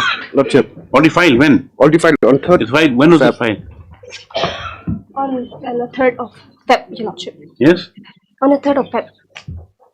Oh yes, then we'll reserve it for. If we reserve it for. Yes. No need. You don't want any further hearing. Lordship, Aditya wanted to make some submissions, your lordship. Who wants to make it? Aditya A.S. Pandey, your lordship. Did it come at the end of the board, your lordship? I think it is not required, my lord. Because already submitted written argument from his side also, then it can be reserved. Written submissions of hearing is concluded. He's not here, so judgment is reserved. He's there, your lordship. It's in court number 4. Let it come at the end of the board, your lordship. What submission you want to make? Not sure, your lordship. Regarding the evidence, your No more lordship. submissions Evidence required, my lord. on Since affidavit. already submitted there. Argument, written argument also from our side also. Everything has been done, my lord. It can be reserved, my lord. Oh, let them come. We'll see. Yes. Goodbye, your lordship. Item number 4. After some time.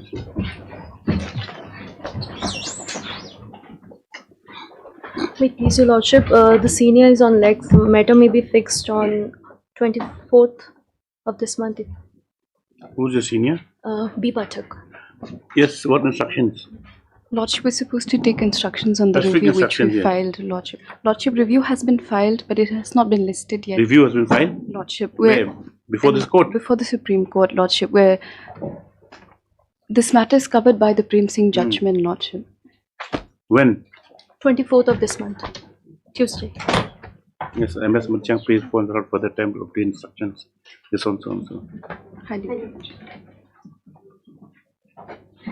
Item number 5.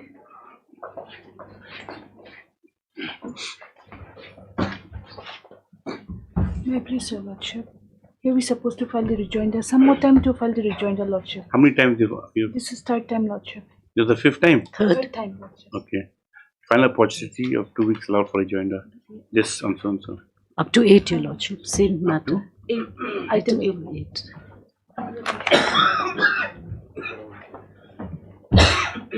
Nine.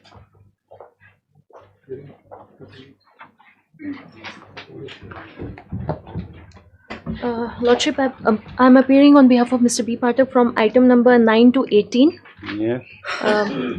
and 21 to 23. These are similar matter, quite similar matter. Item number 9, 10 and 12 and 18 and 21 pertains to disability lump sum pension. CA filed in item number 9, 12, 13, 14, 15 and 18 only. After it's all been filed. Your lordship, some Not have in all of filed. those. Some have filed and some have not been filed. No, in last order record is all in all these connected matters. That's 430, 433, 434, 465. After it's been filed. Is that correct? 430 affidavit has been filed, your lordship. 433, 433 has been filed. 434. Has been filed, Your Lordship. 465 has been filed. This disability matter. 465 we have filed, Your Lordship. Then In item number item number 9 to 9 to 18. 9 to 18. up to 465. Jumbled. One second. 9 to 18. 21. That's it.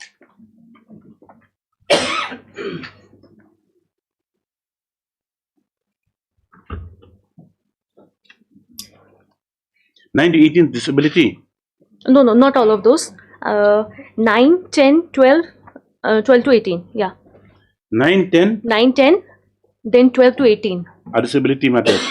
And 21 also.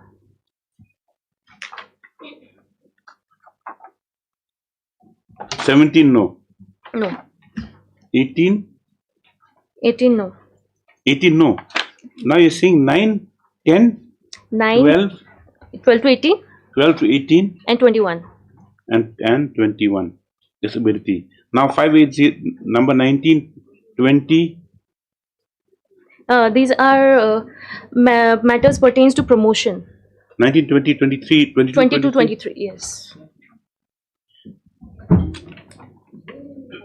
And CA has not been filed in item 10, 11. 465 is what?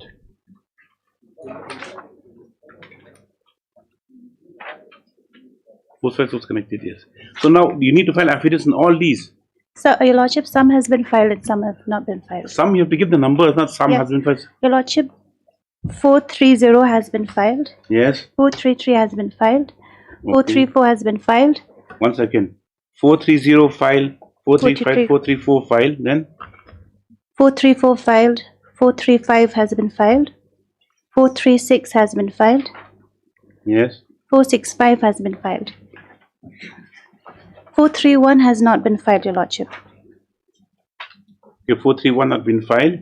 431 has not been filed. 432 has Then, not been filed. 437 not been filed. Yes, Your Lordship. Yes. Your Lordship, I pray for 2 weeks' time to file the remaining affidavits. And what about the promotion matters? 682, 683. Your Lordship, I pray for 2 weeks' time to also file an affidavit. So item number 9, 10, or 9, then 12 to 18. 9, 12 to 18 in one order. 9, 12 to 18 in one single order. And item number 19, 20, 22. and 22, 23. Please, Lordship, if I may interject. Lordship, 19. 19 19 is not ours. Yeah, 19. 19 I'm is in not 19. ours. That means up to 18, then 20, 21. 20 Not 20, 21 to 23. 20 is a different matter. Yes. Okay. 20 to 19 and 20 is not 23 is ours. a promotion matter. 3 matters only. Okay. That bakal jong 6, 81, 82, 83. Bakal jong gini before bakal jong, yes. MS C Jala White of Musica submits that 2 affidavits have been filed in WC 430, 433, 434, 435, 436, and 465. He prays without further 2 weeks' time to file after the other connected matters. Praise aloud. In the next order for these promotion matters, you're not filed affidavits here. Not filed. No, Your Lordship. Yes, the other one is as prayed for the 2 weeks' time, not affidavits. Yes, just after school. Yeah. 19. Your Lordship, I pray for 2 weeks' time to also file an affidavit, Lordship. 19 in 19. Does disability matter also? No, this is not. This is upgradation. Promotion. Yes. As prayed for the 2 weeks' time, not affidavit. Yes. That's I will oblige. 20.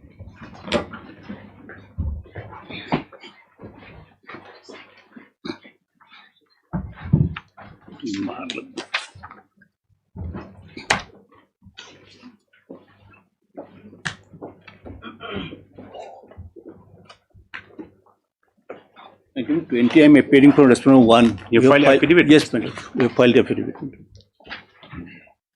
What about number 2? Lordship, I'm appearing for respondent number 2, my lord. I am yet to file my affidavit, Why? my lord. What about PJ Das? Where's the affidavit? Affidavit on behalf of respondent number 4 is affidavit is filed. Respondent number 3, Your Lordship, they have nothing to do in this matter. They are not in the matter. Yes, they have nothing to do in the matter. So you won't Respondent file. number 3 will proceed to the, yes, I'll not file. Yes, Mr. PJ Das. You are appearing for 3 and 4, correct? Yes, yes. The affidavit on behalf of number 4 has been filed, and there will be no affidavit coming from the respondent number 3. Stop MSJ. No NG Shilla appearing for number 2. Praise for the allowed for the 2 weeks time to file affidavit. Rejoinder? No, Lordship. You won't file? We won't be filing, Lordship. Yes. And Mr. Ellen Arang, submit no rejoin be filed to the affidavits file. This is after 2 weeks. Much obliged. Must have. Publish. 24.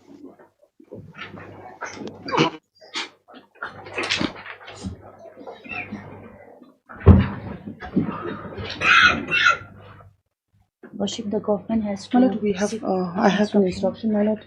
We have clarified, my lord, AG is here.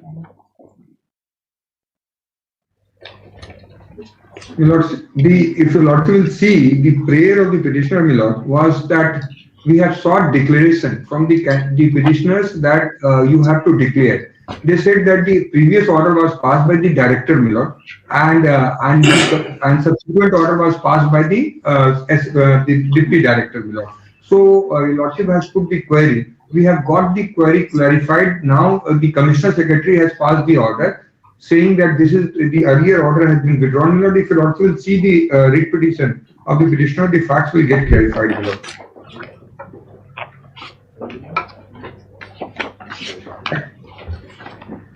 Yes. You also will see the page, the impugn order, if you also will see at page 33, my lord. Like,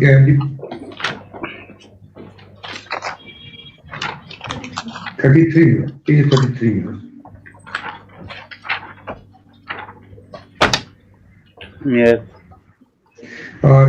And page annexure 9. In pursuance of the guideline issued under the Samagra Shiksha and to ensure the effective functioning of the academic support system at block and cluster level, all block resource coordinators, block resource persons, and cluster resource coordinator and cluster resource person are hereby directed to furnish a formal declaration confirming that they have joined and are serving in their respective position on a full-time basis in their own capacity and are not concurrently holding or drawing salary donation from any other post or head account. Accordingly, each BRC, BRP, CRC, CRP shall submit a declaration of full-time engagement of this office to respective block mission coordinator on or before 19 December 2025. The declaration should clearly state that individual wants to continue as full-time so-and-so or revert back to school as regular teachers. They are not holding any other substantive post elsewhere, and they are not drawing salary from any other source or head count.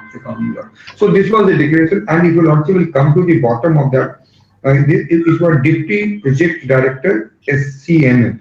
Now, what has happened, my lord, that in previous the earlier occasion, the issue was raised that the earlier order was passed at page 30 by Director of State Project Director, my lord, page 30. Yes. And the reliance was placed by the petitioner on this order on the previous hearing, my lord, stating hereby, and if you also will see, restoration of status quo ante in respect of cluster resource center coordinator.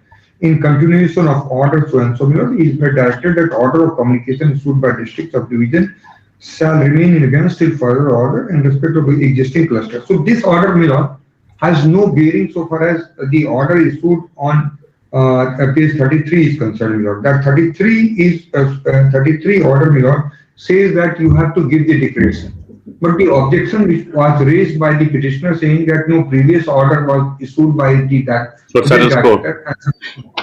my lord. For that, my lord, we have also, that objection is also not tenable in the sense that those two orders are different, my lord. This order, what we are asking you, please give the declaration that whether you are drawing salary from other source or not. You can't draw salary from two posts, my lord, at the same time. and then there was some objection. So I have got it clarified from Commissioner Secretary, my lord. May I place that later, my lord? That later. Even that objection has been taken care, my lord.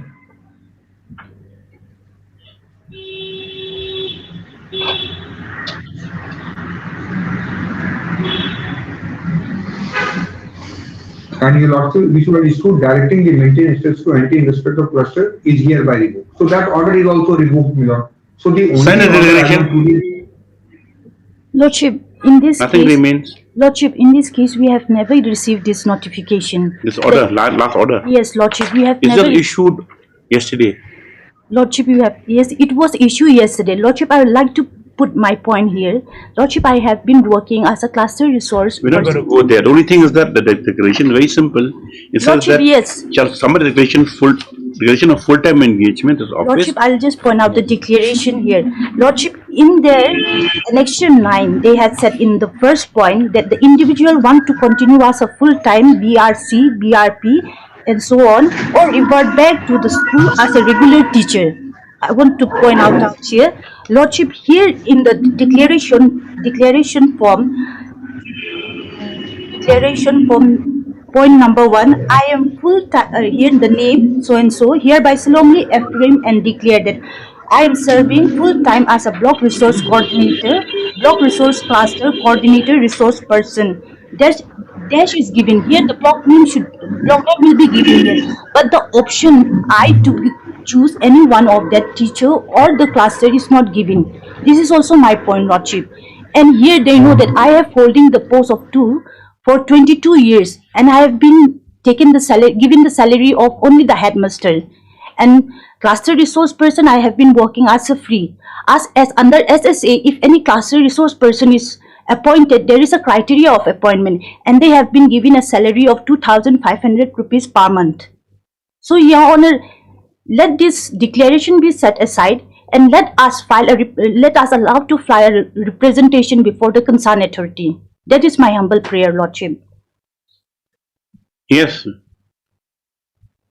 And Lordship, the respondent are very much aware. With the order is only with the form, right? Yes, the form to choose, but I have not given the option which one. Here the order says in pursuant to the guidelines so and so to ensure effective functioning of cluster resource person, I will furnish a formal declaration confirming that they have joined as serving in their respective position on a full-time basis in their own capacity, and that you're not concurrently holding or drawing salary remuneration from any other post or head of account. That's right, Lordship. It's just to show that whatever post you're working in, you have a declaration that you're working in this post in your own capacity and that you're not drawing salary.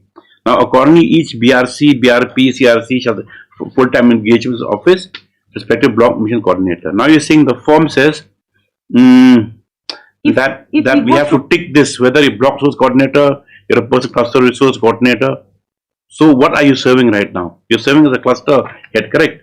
A cluster resource person, yes, and at the same time I'm a headmaster also. But there is no option given, and they are very much aware. So you're drawing a salary from which head now? Headmaster. Then? Lordship, that's why I'm praying to. They should put caption as headmaster also. Lordship, they should give us an option, as they said that, or revert back to the post of headmaster. So, Lordship, I humbly There are ghost teachers, my lord. We are trying to. There are so many ghost teachers where they are drawing salaries and they are not working in, and they can't work in 2 posts also, my lord. And declaration is very clear. Lordship, they are very much aware, and the respondent has given us this post for 22 years. We have been holding. That's not a question here. The question is, if I said declaration that you're not drawing or holding any other post. Or drugs come from any other post head of account. Illegitimate, Lordship, because so that's the only thing. They're just weeding out. You see, they're trying to weed out now who is the cluster head, the cluster resource person, or you're using a headmaster. At the same time, a cluster person. That's what, Lordship. Then you can't be both. Lordship, that's what I'm asking a prayer. Let this be set aside and let me allow to file my representation, our representation, before the concerned respondents. The same thing will come out again. Lordship. Then? This is my humble request, Lordship.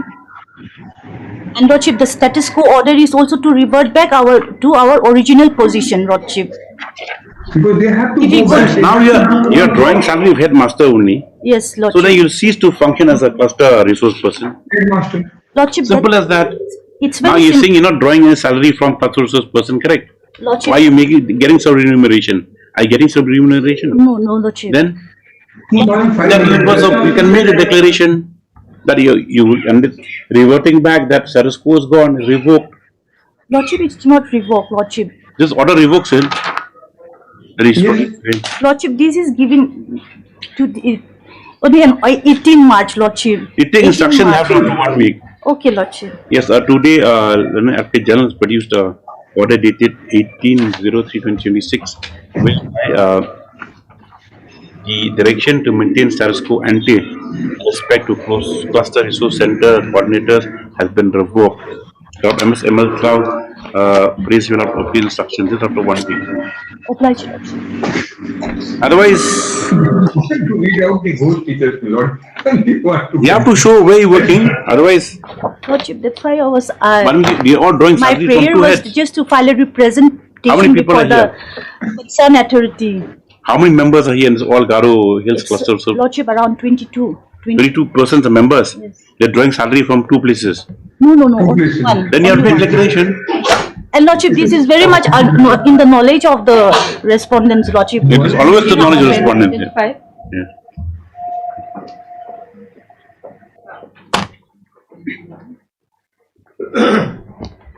May it please your lordship?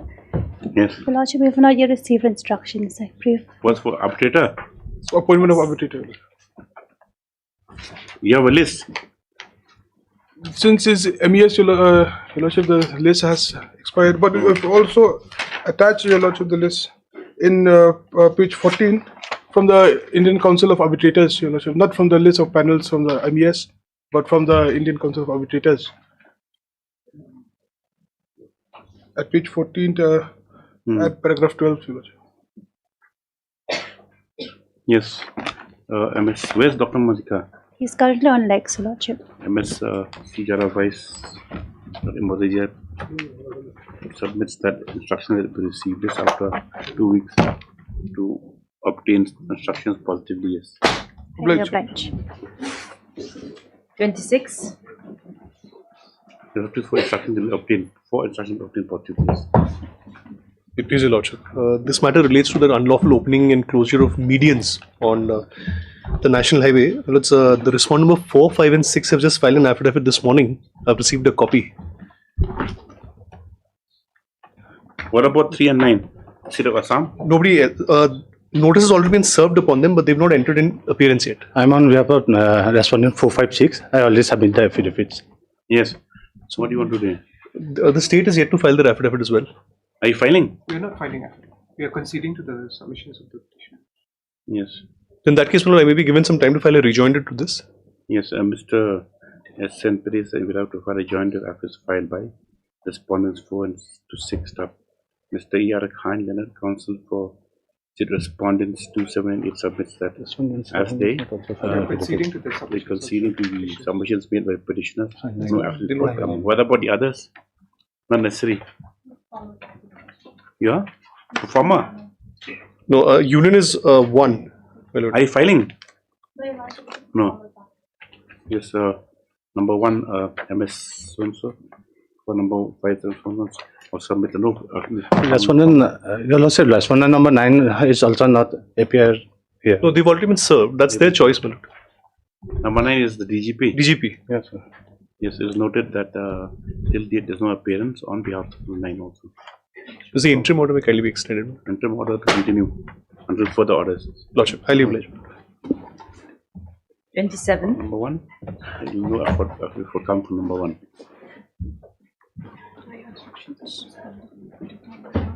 Absolutely. Please, your lordship. Lordship, I'm appearing on behalf of respondents number 1 and 2, my lord. We are praying for some time for filing the affidavit, lordship.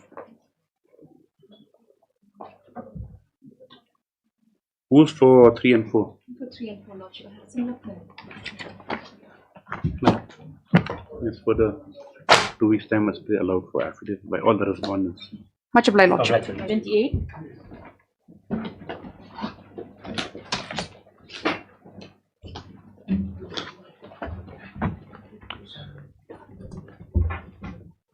It please your lordship, I'm praying for some time to obtain instructions and to file affidavit.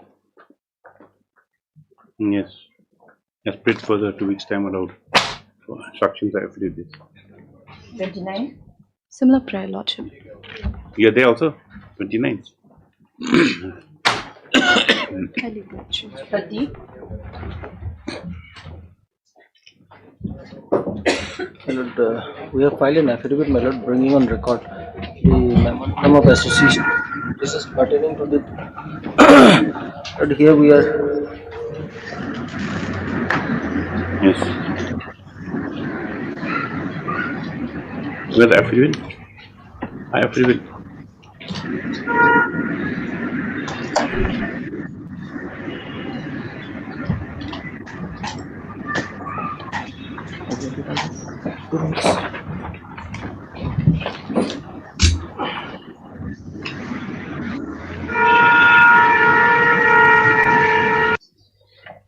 Sitting in the middle of a bazaar.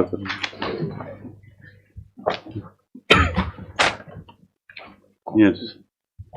My lord, we are challenging two order, my lord. That is order dated 25. Let's see your objectives. Yes.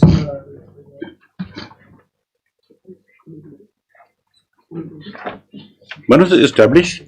My lord, this has been initially, my lord, this has been there for many years, my lord. But formally, my lord, they have framed this memorandum of association, my lord, put forward all those aims and objectives only in 2025.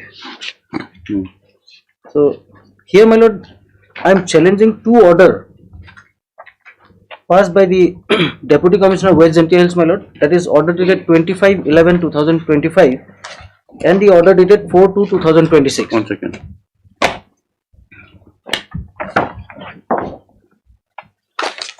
Which page? My lord, may kindly see page number 21. Yes. This is the order, my lord. It says, as per the inquiry conducted on the 3rd November 2025 by so and so executive magistrate pertaining with the Licensure Cultural Society so and so, it has been confirmed that the society has not registered under the Registration of Societies Act 1860 or under Section 41 of the Juvenile Justice Care and Protection of Children Act 2015 and hence no formal structure, office or record keeping mechanism. In view of the above finding, the Licensure Cultural Society is hereby directed to immediately cease and suspend all its activities and functioning with effect from the date of the issue of this order. The organization is further instructed not to undertake any program, event or activity until proper legal registration and compliance with statutory requirements are complied. Similarly, another order, my lord, next page, that was passed by the Deputy Commissioner East Gentile District, similar order. Now, my lord has to see whether these two orders which has been passed by the Deputy Commissioner, whether these two orders are legal in terms of the constitutions and the prevalent law, my lord. Now, as far as banning of any of the associations, my lord, the central government exercises power under the Unlawful Activities Prevention Act, where under Section 3, my lord, the central government issues the notifications, and thereafter, my lord, the notification is thereafter forwarded to the tribunal, which is set up under Section 5, and the tribunal, my lord, after giving opportunity to the party who against whom the order of ban has been notified, my lord, they after giving them opportunity, my lord, now the without opportunity given to you, you've been. No, my lord, here my lord, totally I'll come to it, my lord. Here what has happened is as far as central government is concerned, my lord, tribunal decides whether the after filing of the so cause whether the relevant materials are there to ban it or not. If there is, they will go and affirm the notifications published by the central government. Whereas as far as the state government is concerned, my lord, under what provision they exercises this power, my lord? Because under that Unlawful Activities Prevention Act, my lord, state do not exercise such power. Yes. Whereas, my lord, may kindly see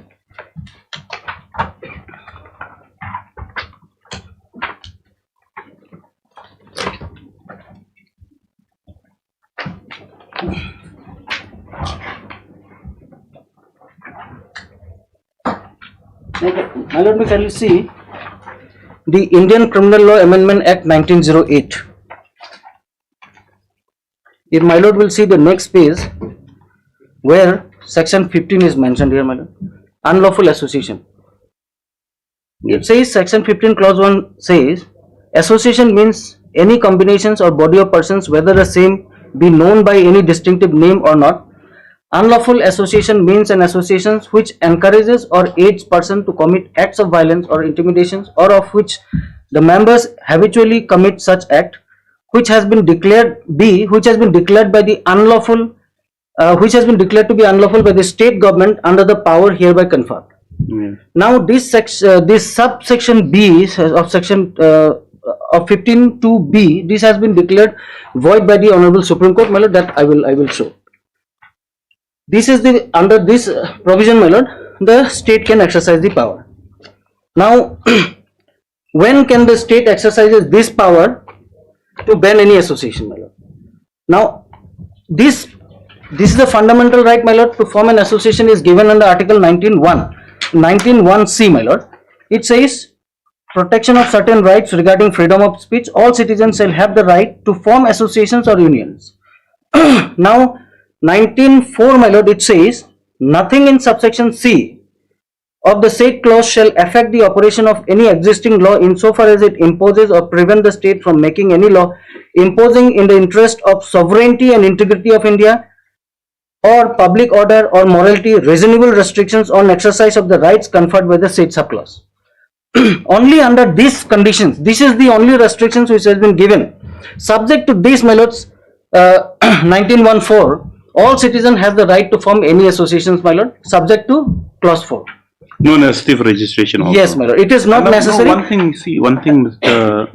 Simcon. My lord. Now, why are they asking you to obtain registration under, under Juvenile Justice Act? Yes, my lord, may kindly have a look at section 41 of the Juvenile Justice Care and Protection Act. Are you running child care institutions? No, my lord, that is absolutely no.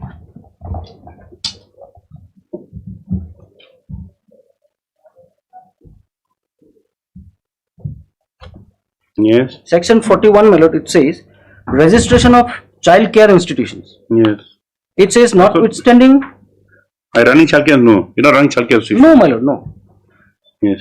Notwithstanding anything contained in any other law for the time being in force, all institutions, whether run by a state government or by voluntary or non-governmental organizations, which are meant either wholly or partially for housing children in need of care and protection or of children in conflict with law, shall be registered under this act in such manner as may be prescribed within a period of 6 months from the date of commencement of this act, regardless of whether they are receiving grant from the central government or, as the case may be, the state government. We are not running, we are not housing any children, we are not running any hostel, my lord.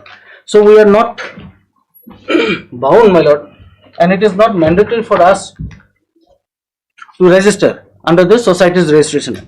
Under the Juvenile Justice Act? Yes, under the Juvenile Justice Care and Protection Act, and as well as, my lord, under the Society. Yes. Now, I have relied some of similar, my lord, similar facts and circumstances, whereas in one of the case, my lord. One second.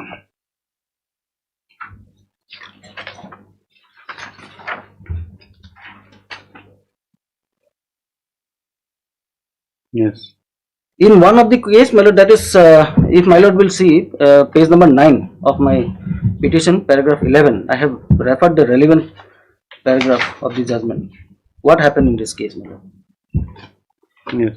We'll start from page number 8, my lord, paragraph 10.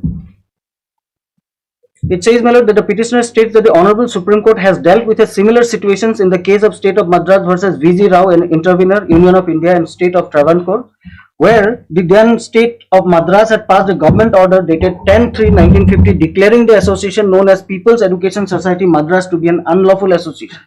This is the order, my lord, which runs as follows. Whereas in the opinion of the state government, the association known as the People's Education Society Madras has for its object interference with the administrations of the law and maintenance of law and order and constitute a danger to the public peace.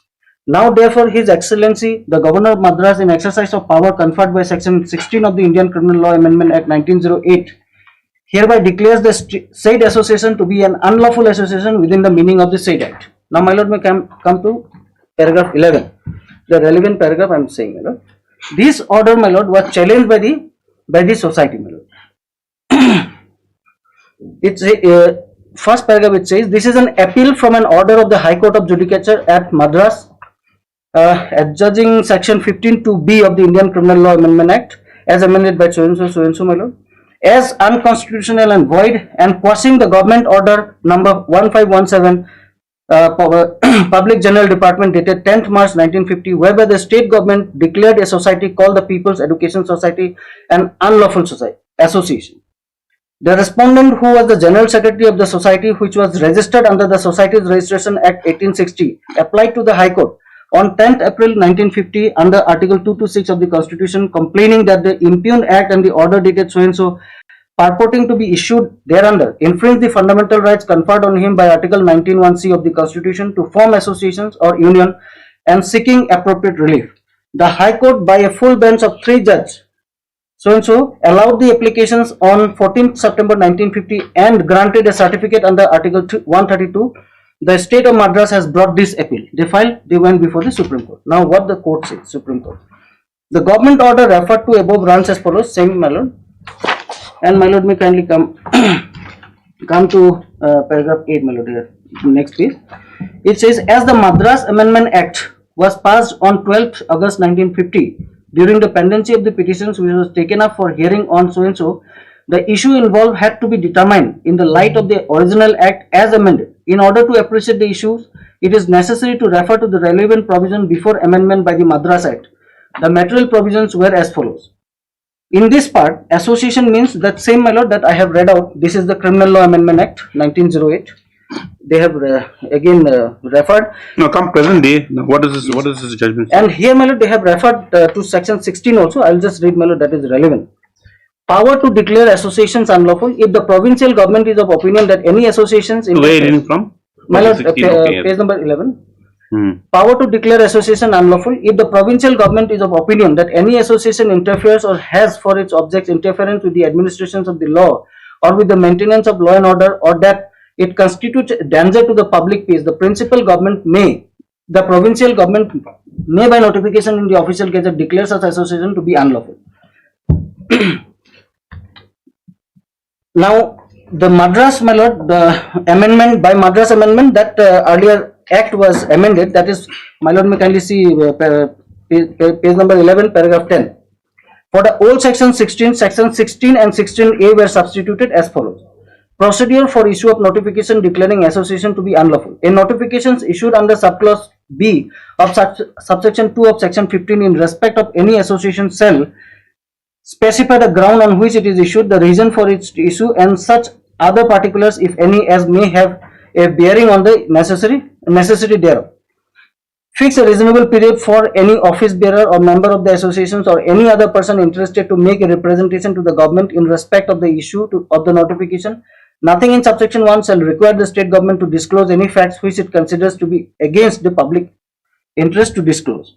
Under section 16A, the government is required, after the expiry of the time fixed in the notification, for making representation to place before an advisory board constituted by it a copy of the notifications, a representation, if any, received before such expiry, and the board is to consider the material placed before it after calling for such further information as it may deem necessary from the state government or from any office bearer or member of the association concerned or any persons, and submit its report to the government. If it is found by the board that there is sufficient cause for the issue of the notification in respect of the association concerned, the government is required to cancel the notifications.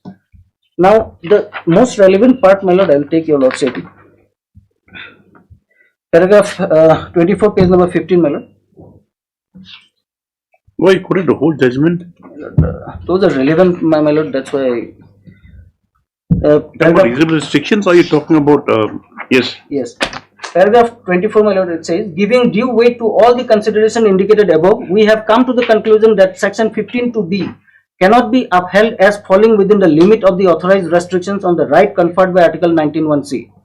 The right to form associations or union has such wide and varied scope of its exercise, and its curtailment is fraught with such potential reactions in the religious, political and economic field, that the vesting of the authority in the executive government to impose restriction on such right without allowing the ground of such imposition, both in their factual and legal aspect, to be duly tested in a judicial inquiry is a strong element which in our opinion must be taken into account in judging the reasonableness of the restriction imposed by section 15(2)(b) on the exercise of the fundamental right under article 19(1)(c).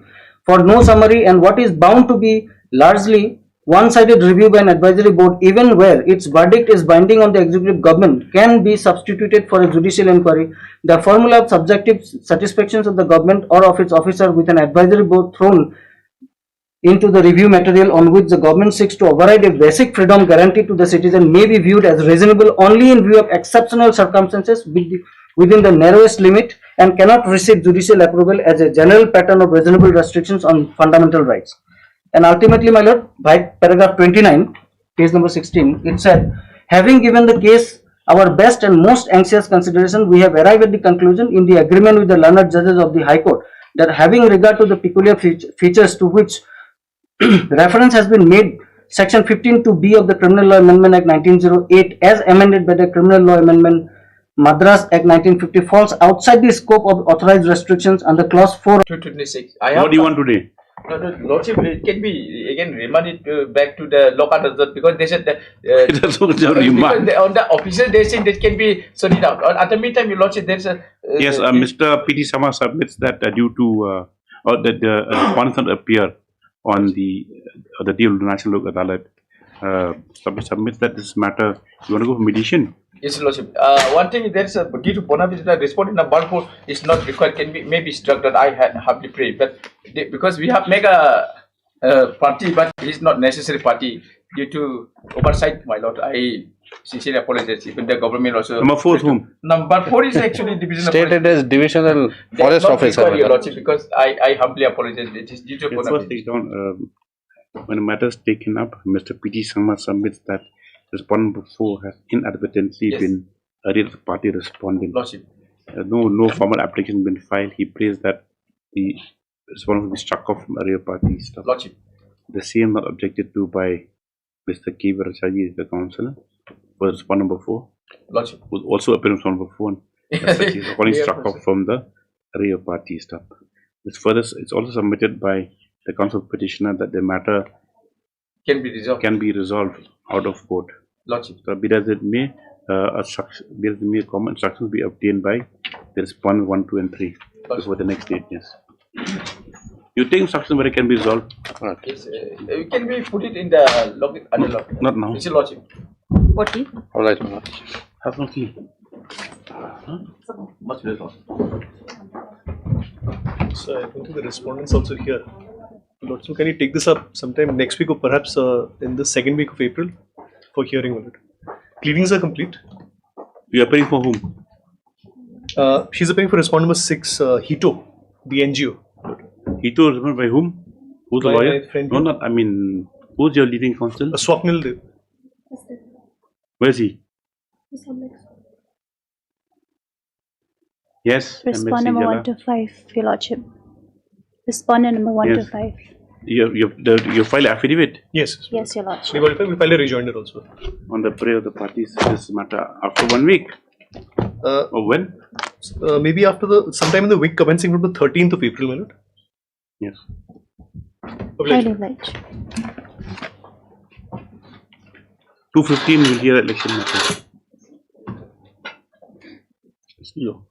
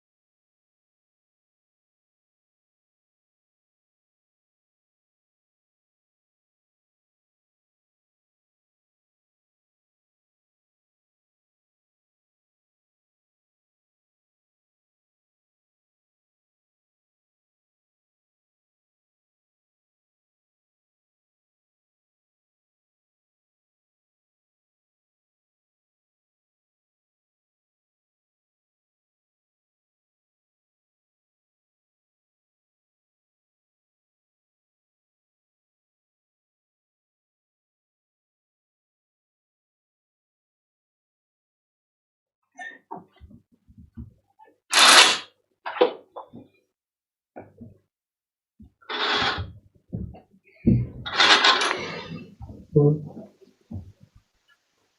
do you want to say? Yes, my lord. My lords, pursuant to your lordship's order, a compilation on behalf of the respondent was filed, my lords. Yes. If your lordships kindly have that compilation. Just thick. This, yes. It's a compilation of the documents, records of this court only, my lords. And no separate documents. Okay. And this one is the evidence is circulated. Your petitioners? We have Yes. already, yes. This one.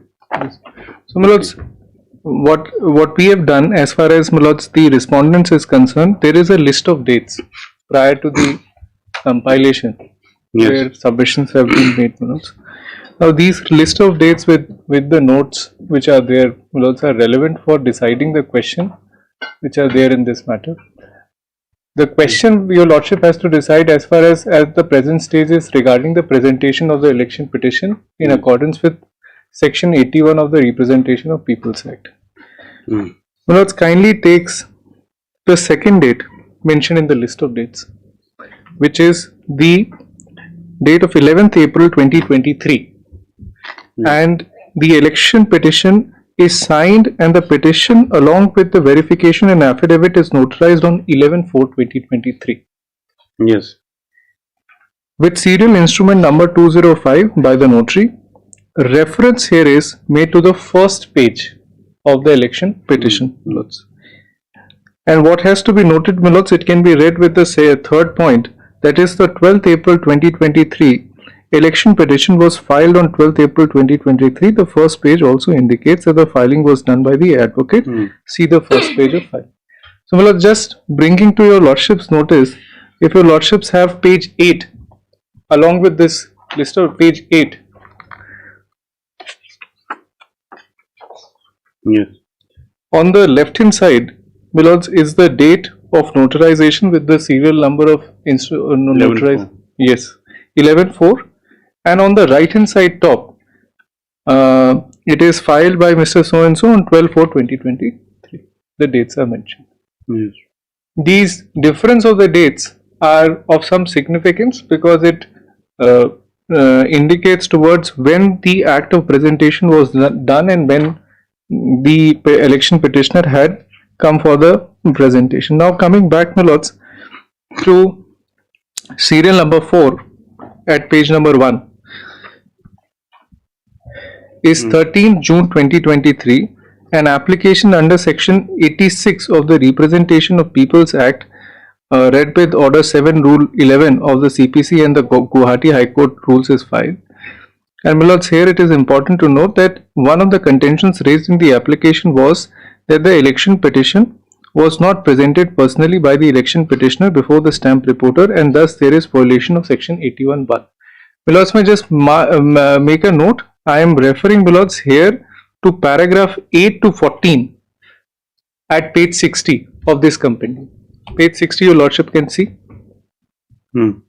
Para 8, that it is submitted that the instant election petition has been filed contrary to section 81 of Representation of People's Act 1951, rule 1 of chapter 8A of the Guwahati High Court rules, which requires that the election petition must be presented by any candidate at the election or any elector to the stamp reporter of this honorable court. The election petition has not been presented by the petitioner personally before this honorable court in accordance with section 81(1). And then, my lords, still paragraph 14, there is further elaboration. I am not going to bother your lordship with further paragraphs. That is a specific contention taken in this case. Now, my lords, to serial number 5 at page 2 of the list of dates is the election petition filed its reply in miscellaneous case number 19 of 23, contending that election petition was presented by the election petitioner before the stamp reporter. And in this regard, your lordship can have reference to page 93. Page 93, quite fairly, where my lords, the petitioner has made the contention that I am highlighting.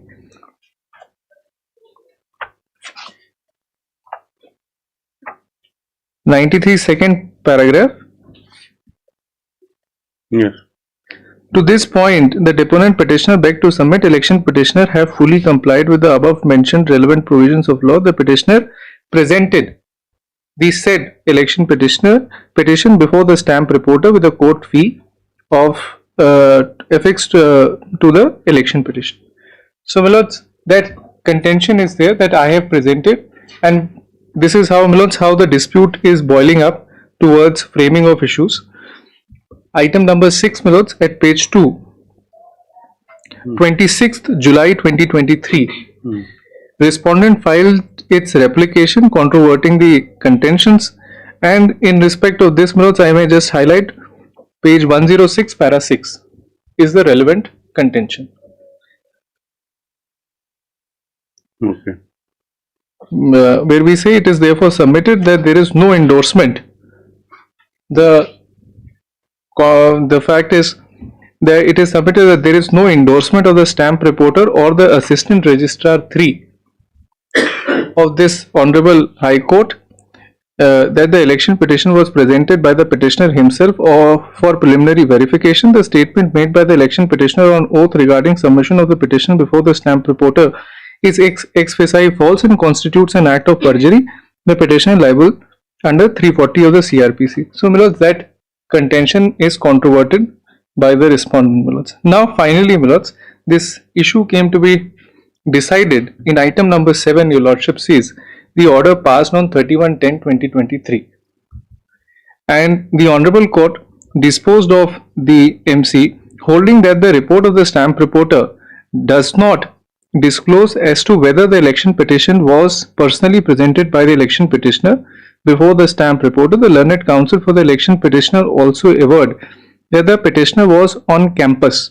Thus, the Honorable Court decided to take issue regarding presentation as a preliminary issue. And, my lords, the quoted part is a perusal of the above noted judgments leaves no scope of doubt that the stringent requirements are required to be followed in filing and presentation of the election petition, inasmuch as observed by the Honorable Supreme Court, an election petition is a serious matter with variety of consequences. In the instant case, though pointed arguments have been raised by the applicant respondent, the election petitioner was not presented in the manner prescribed. Certain doubts has arisen which occasioned this court by order dated 15/9/2023 to call a report from the stamp reporter, which was furnished on 27/9/2023. However, in the said report, the stamp reporter only verified that the stamp report of the main election petition was affixed at the first page of the petition as a check slip as per practice of the registry. The report, when perused together with the check slip dated 12/4/2023 bearing filing number 189 of 2023, apart from indicating that the case was ready, does not disclose as to whether the presentation of the same was made personally by the election petitioner. Compounded with the inconclusive report of the election stamp reporter is the submission of the counsel of the election petitioner during the arguments of the instant application that the election petitioner was present at the time of presentation in the campus. The fact, therefore, as to whether the election petitioner was present or not cannot be conclusively ascertained at this stage from the materials on record to warrant the application of section 86 of the RP Act to dismiss the election petition outrightly. So, because of the submissions, my lords, the issues were thereafter framed, my lords, in this matter, and that order is also there, my lords. If your lordship wants to see the final part of the order, that is, your lordship will find at page 126. 126 is the final operative part after these observations, para 14. In consideration of the facts and circumstances as discussed, and in light of the judgment rendered in the case of Abdul Jabbar Supra, this court, being unable to arrive at a conclusive finding as to the presence of the election petitioner at the time of presentation, and in view of the cryptic report furnished by the stamp reporter, deems it fit to take up the issues raised in the instant application as to the presentation as preliminary issues for consideration. So, this is how, my lords, it landed up for framing of issues on this preliminary point, my lords. Thereafter, my lords, is item 8 at page 3, which is 21st of February 2024, Annexure 6, my lords. Issues were framed by this Honorable Court in pursuance of the order dated 31/10/23. Two issues were framed, my lords. First, whether presentation was as per section 81 of RPA 1951 and Rule 1 of Chapter 8A of the Guwahati High Court rules, and 2, whether the stamp reporter followed Note 2 of Rule 1 of Chapter 8A of Guwahati High Court rules in accepting the election petition. So, compliance of presentation, my lords, and whether the stamp reporter thereafter followed the law or not. These are the two issues. In pursuance to, my lords, framing of the issues, both parties were called to submit the evidence, and item 9, my lords, is on 25th May 2024, the election petitioner submit examination in chief in form of evidence affidavit which were shown before the notary. Evidence affidavit of two other witnesses, i.e. Jedi Cooper Kinta and Boysley so-and-so, were also filed. So, three witnesses filed their witness evidence affidavit. One was the election petitioner and two other witnesses, my lords. Now, here, my lords, kindly seize the note, is the evidence affidavit of all three witnesses indicate that the election petitioner took steps for filing including notarization affirmation on 12th April 2023. It may be noted that this contention itself exposes the lie of the election petitioner, since the notarization affirmation verification in the election petition is recorded for the date of 11th April 2023.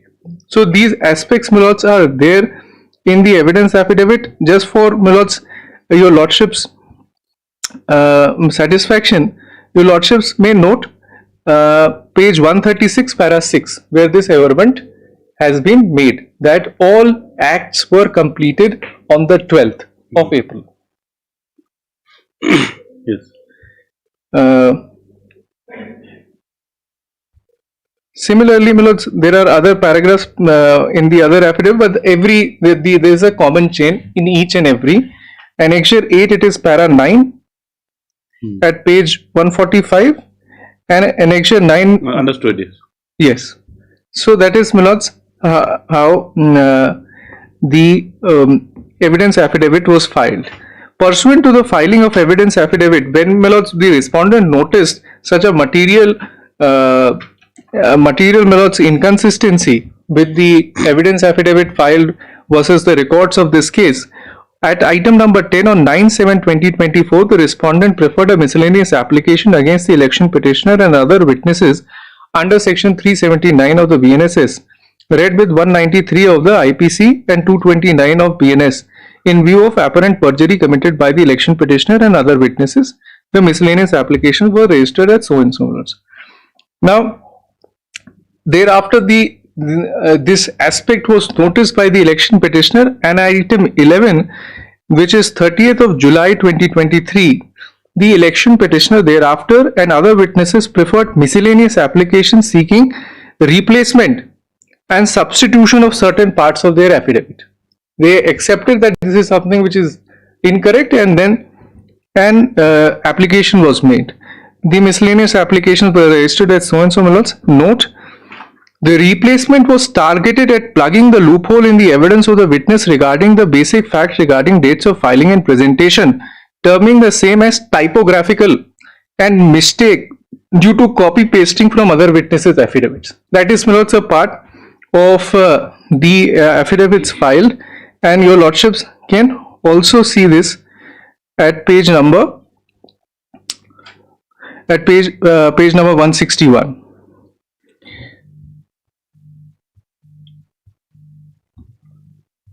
So, my lords, these affidavits came to be filed by seeking a replacement, and the other note, if I may read, it has been admitted by the applicants that the filing of evidence affidavit was part of a copy paste exercise. Reference in this regard, I have mentioned that in the note itself, is made to para 3 of the application of Jedi Cooper Kinta miscellaneous EP number 9 of 24, and application of DOC Malgian, EP number 10 of 24. So that aspect was admitted. We copy pasted the testimony. As far as these witnesses concerned, it comes into serious question when they are copy pasting from the other witnesses affidavit, which is an admitted fact from the election petitioners, my lords. Item 12 is, my lords, the decision of this honorable court. This honorable court disposed of these miscellaneous applications. The honorable court refused to allow the application for replacement of parts of the affidavit, and it was held that the aspects which are sought to be replaced are vital facts, and it touches to the core of the issue in dispute. This honorable court, although did not proceed to prosecute the witnesses for perjury, but observed the contradictions have to be overcome in the course of the proceedings. The relevant part is here, my lords. If I may read, my lords, in backdrop of this legal position, in considering the facts of this case, what can clearly be seen is that the redaction or recall of that part of evidence on affidavit which has been sought for by the election petitioner is with regard to a statement that has been made on oath as to the date of the presentation of the election petition, which is in variance with the statements made in the body of the election petition. It is not a case where the statement is made is of no relevance, or that the recall sought is of documents that are yet to be proved, but is a statement which touches the core issue in dispute. The courts in such situations can well exercise discretionary powers to allow redaction or replacement or deletion if the same is, in its considered view, is of not much relevance. As all cases stand on their own peculiar footing or circumstance, a common yardstick in exercise of this inherent power is not available, and this power necessarily will have to be judiciously exercised, taking into consideration all relevant factors. In this particular case, the statement having been made on oath is the considered view of this honorable court, the same being vital to the proceedings of the application under Order 7 Rule 11 CPC. The prayer of the election petitioner for replacement of the affidavit cannot be acceded to and is denied. On the issue whether the election petitioner and other two witnesses are liable to be prosecuted in terms of Section 379 of the BNSS read with so and so, in the considered view of this court, the purported inaccurate statement, i.e. the date of presentation, will not amount to a misdemeanor or transgression that requires inquiry or any further orders, as the same is a contradiction in facts which the election petitioner will have to overcome in the course of the proceedings. So he had to overcome this contradiction in the course of the proceedings. The witnesses had to say something so that they can explain how this inconsistency arose, which is a very Herculean task in itself, my lords. Thereafter, the witnesses were cross-examined. The first cross-examination happened on the 20th of May of 2025, when the election petitioner itself was cross-examined. Now, my lords, in this regard, I may take your lordships to the evidence itself, because that will be better, my lords, which is at 262.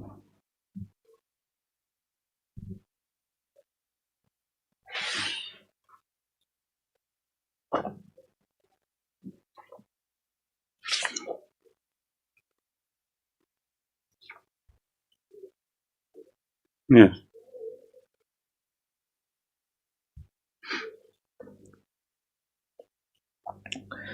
So, my lords, in the examination in chief, certain exhibits are marked, and then, my lords, notes lastly at 263 top, second paragraph, first paragraph, figure of 12/4/2023 in para 6 in third line may be read as 11/4. That attempt was being made between by the petitioner. An exhibit so and so is filed by me on 12/4 through my counsel so and so, and this was objected in the bold part by me, because it has already been conclusively decided. Now, my lords, kindly sees his evidence in cross-examination.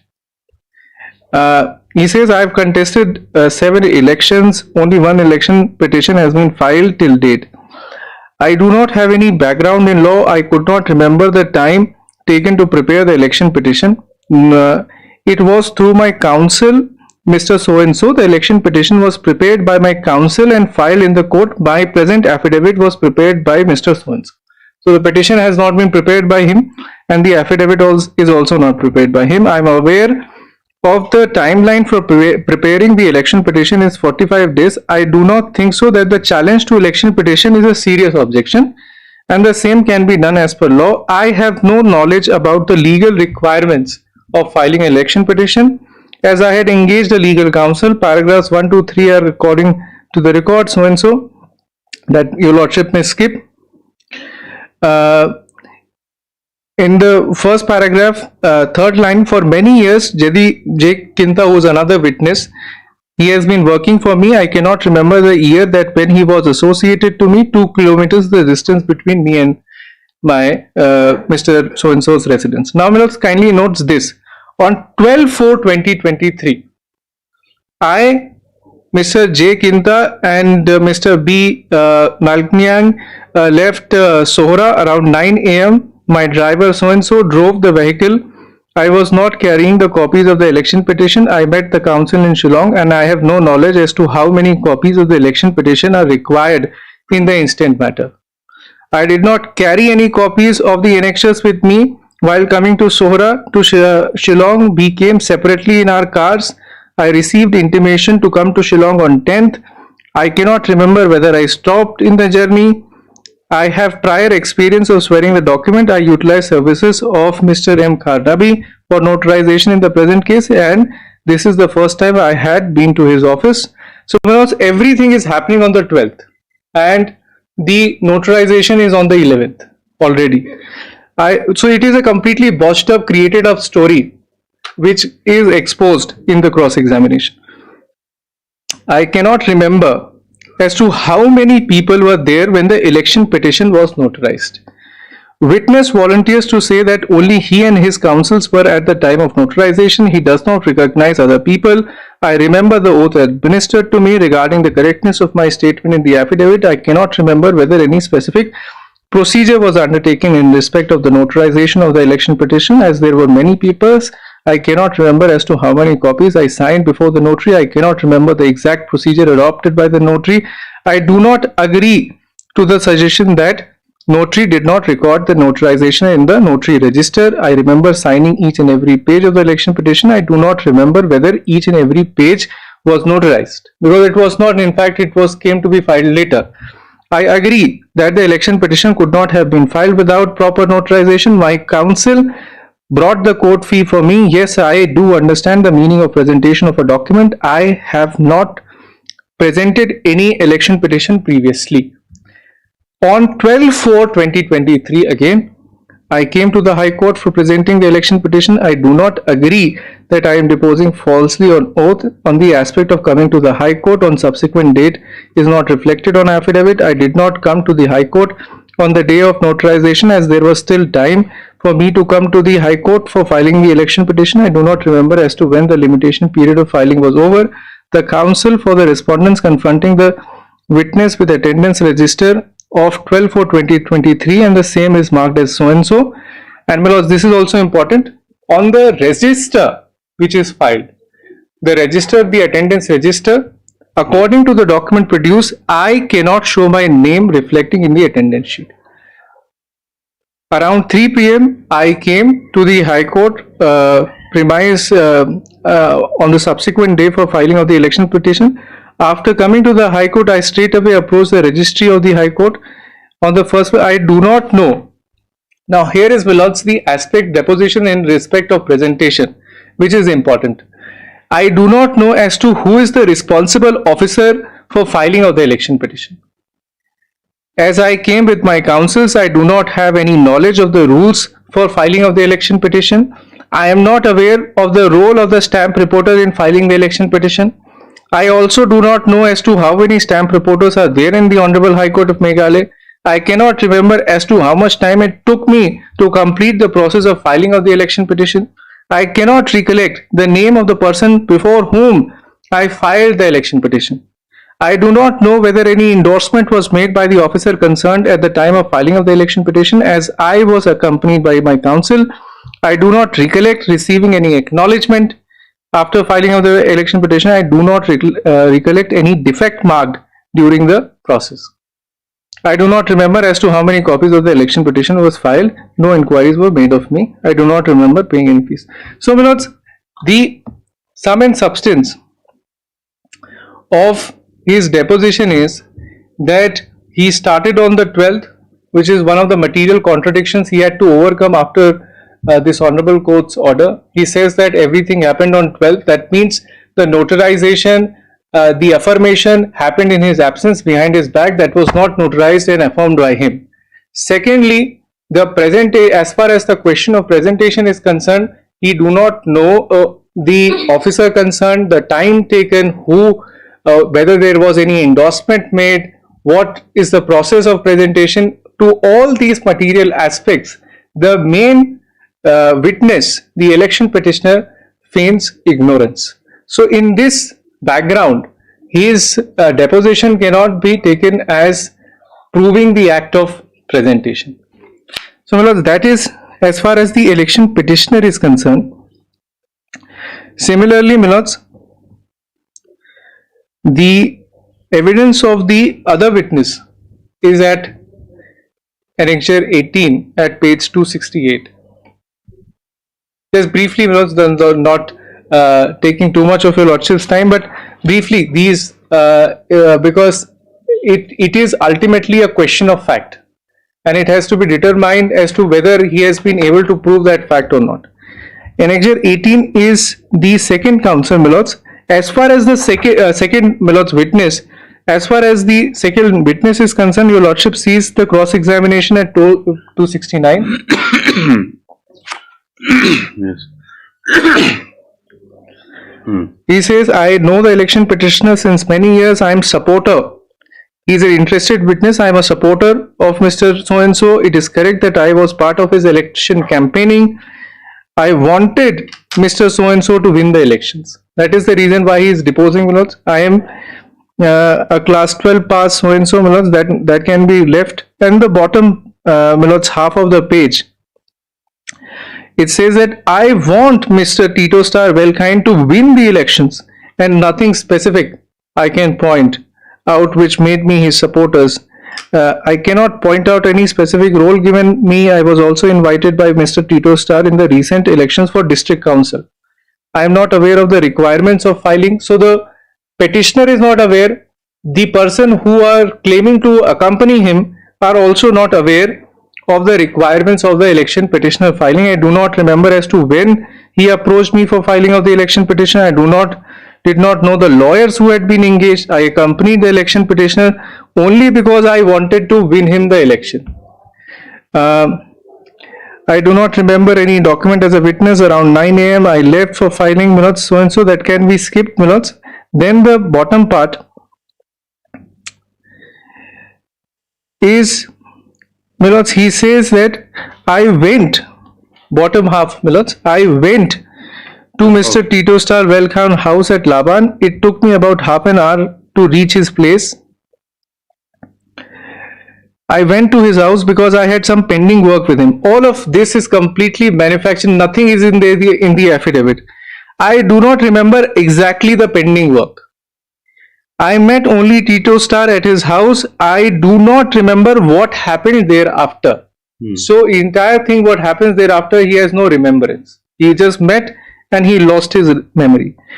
I do not know who is the stamp reporter of the High Court of Meghalaya. I did not sign at the entrance register. I do not know how many copies were filed. It is correct that I do not know the exact procedure adopted by the stamp reporter. I immediately went back to Sora after the process of filing was over. I did not receive any acknowledgement of filing of the election petition. So he is also, Milord, saying that as far as the act of presentation is concerned, he is not aware of anything. So the witness statement of the second witness is of no consequence as far as proving the factum of presentation is concerned. And then, Milords, the third witness is at page 272. As far as the third witness, the attempt of making a change in the affidavit dates is also given up by the election petitioner. So he accepts that 12th is the date when everything happened. That aspect is also absent in the examination. So, an interested witness, my lords. Then, my lords, kindly notes the bottom part of this page. I did not ask for a copy of the election petition. I came along with the election petitioner from Sora to Shillong. I did not see the election petitioner signing the election petition. I am not aware about the procedure involved in filing of election petition. It is correct that I did not sign the attendance register when I entered the High Court premises. I do not know who is the stamp reporter. At first, I did not know where is the office of the stamp reporter, and then I was shown the room. I do not remember the time when I was shown the room, since I came with a group and I was asked to wait outside. So he says that I was asked to wait outside. So even for the third witness is not a witness as far as act of presentation is concerned. So look, these are the three witnesses which were put. Now the most important witness is the stamp reporter itself, whether the official witness in this case, what is the deposition of the main witness, Milords. And kindly sees, Milords, at page 275 is the deposition of the stamp reporter. I joined as stamp reporter in 2021. Before joining, I was working as so and so. All of that can be skipped. The role and function, bottom part, the role and function of a stamp reporter is to check the petition. First we check the stamp and then we come to the petition. After checking the petition from the first page to the last page, and after that, if there is any defects, then the petition has to be returned. After checking by the stamp reporter, because your lordship has to answer the second issue as well, that whether note 2 has been complied by the stamp reporter or not. That is the reason why these questions were put. After checking the stamp by the stamp reporter, the petitioner is sent to the higher authority. It is correct that there is a standard operating procedure which guides the function of the stamp reporter, and the standard operating procedure is to some extent provided in the High Court rules. The defects that I generally encounter are in respect of non-compliance of the rules. For instance, the petitions lacking an application for condonation of delay. No formal training was given to me regarding the discharge of my functions as stamp reporter. I am at the time of joining, I am not aware of the part of the High Court rules which deals with the election petitions. I am not aware of the requirements of the Representation of People's Act as far as filing of the election petition is concerned. So the basic requirements the stamp reporter is not aware of as to how to admit an election petition, how the presentation will happen. And in my humble submission, if the stamp reporter itself commits a mistake and does not comply with the requirements of law, then that presentation cannot be termed to be presentation in accordance with law. Now, this is the most important part. Your lordship can mark it in red. This is the most important part as far as this case and the question factum of presentation is concerned. Further, the witness volunteers to say that the instant petition was not presented to her, inasmuch as in the year February 2022, I was informed by the Assistant Registrar Filing Section that he has been given a verbal direction from the Deputy Registrar that he also have to perform the duty of the stamp reporter, and whichever petitions come to any of us will have to check and countersign by any one of us. I have nothing to do with this election petition. So she is the stamp reporter. As per the notifications below, she says I have nothing to do with this petition.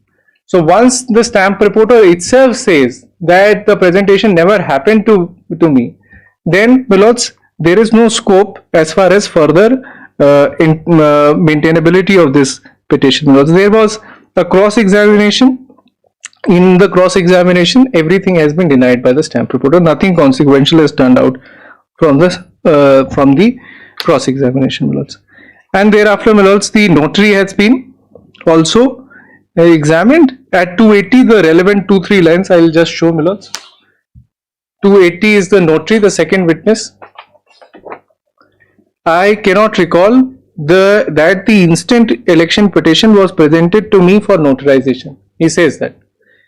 It is correct to say that I cannot recall the exact number of people who had come for notarization. I do not remember the time when the election petition was presented for me to notarization. I do not remember as to how many election copies of the election petition were presented. I do not remember whether election petition documents were presented to me in original. I cannot recall that the election petition affirmed each and every page in front of me.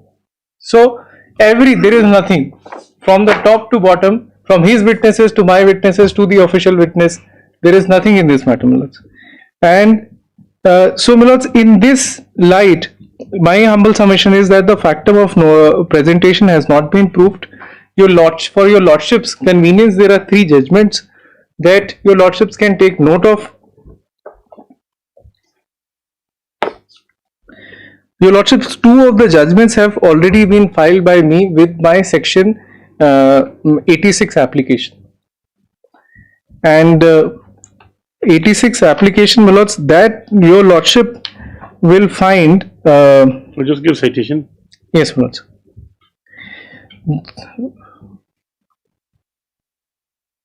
The first judgment, my lords, is the judgment of the Honorable Supreme Court in the case of G.V.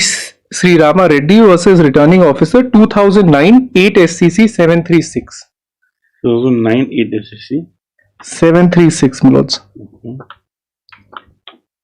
And I am placing reliance, my lords, from paragraph 14 to 21.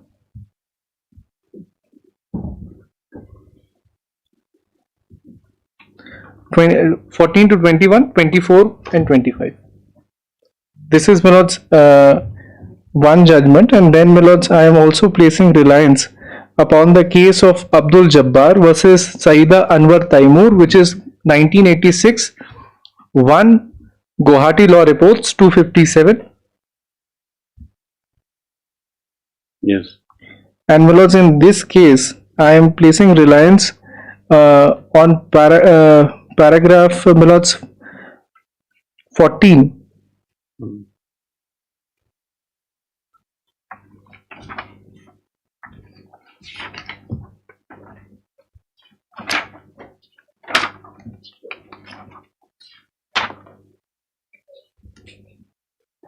And then, my lords, this is the last judgment which was placed by me with my replication, which is Jamaluddin versus Abu Saleh Najimuddin 2003 4 SCC 257 para 40. Done. Done. Yes. Mr. Jutru, you want to make any submissions? No. We reserve a judgment then. My lord, I would like to give certain reply to that, my lord. Yes, your short reply. My learned friend is also taking some time because, in fact, my lord, the statement given by the stamp reporter and others has also to be looked into. But main thing, my lord, the particular respondent, Mr. Gavin Magul, he himself avoided to give any evidence in this regard, my lord. So to that, my lord, my humble submission is that because the averments, whatever we have said, that is presumed to be, admitted by them, my lord, because as they have not averred anything against us, my lord. By mere submission by the council will not serve the purpose, my lord.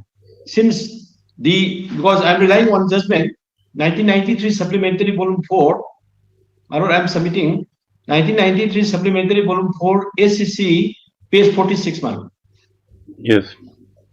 1993 supplementary volume 4 ACC page 46. This is regarding Nasim Bano, Srimati versus State of UP and others. Because whatever evidence which is not denied, that is presumed to be correct, my lord. Because here they have not denied.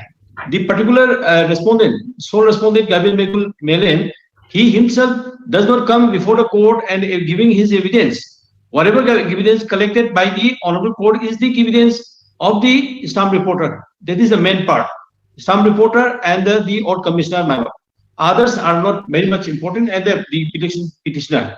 So, my lord, since he himself appeared and not denying the statement given by us, mere cross-examination and others will not serve the purpose, my lord. That is, they presume to be, whatever we have said, that is presumed to be correct, my lord. How do you say that? And others, I have relied on the other submissions which I have my compilation manual. In my compilation manual, that is everything is there, and that can be manual reserve the judgment manual. Right. By submitting my existing evidence. Thank you. And he himself does not deny manual.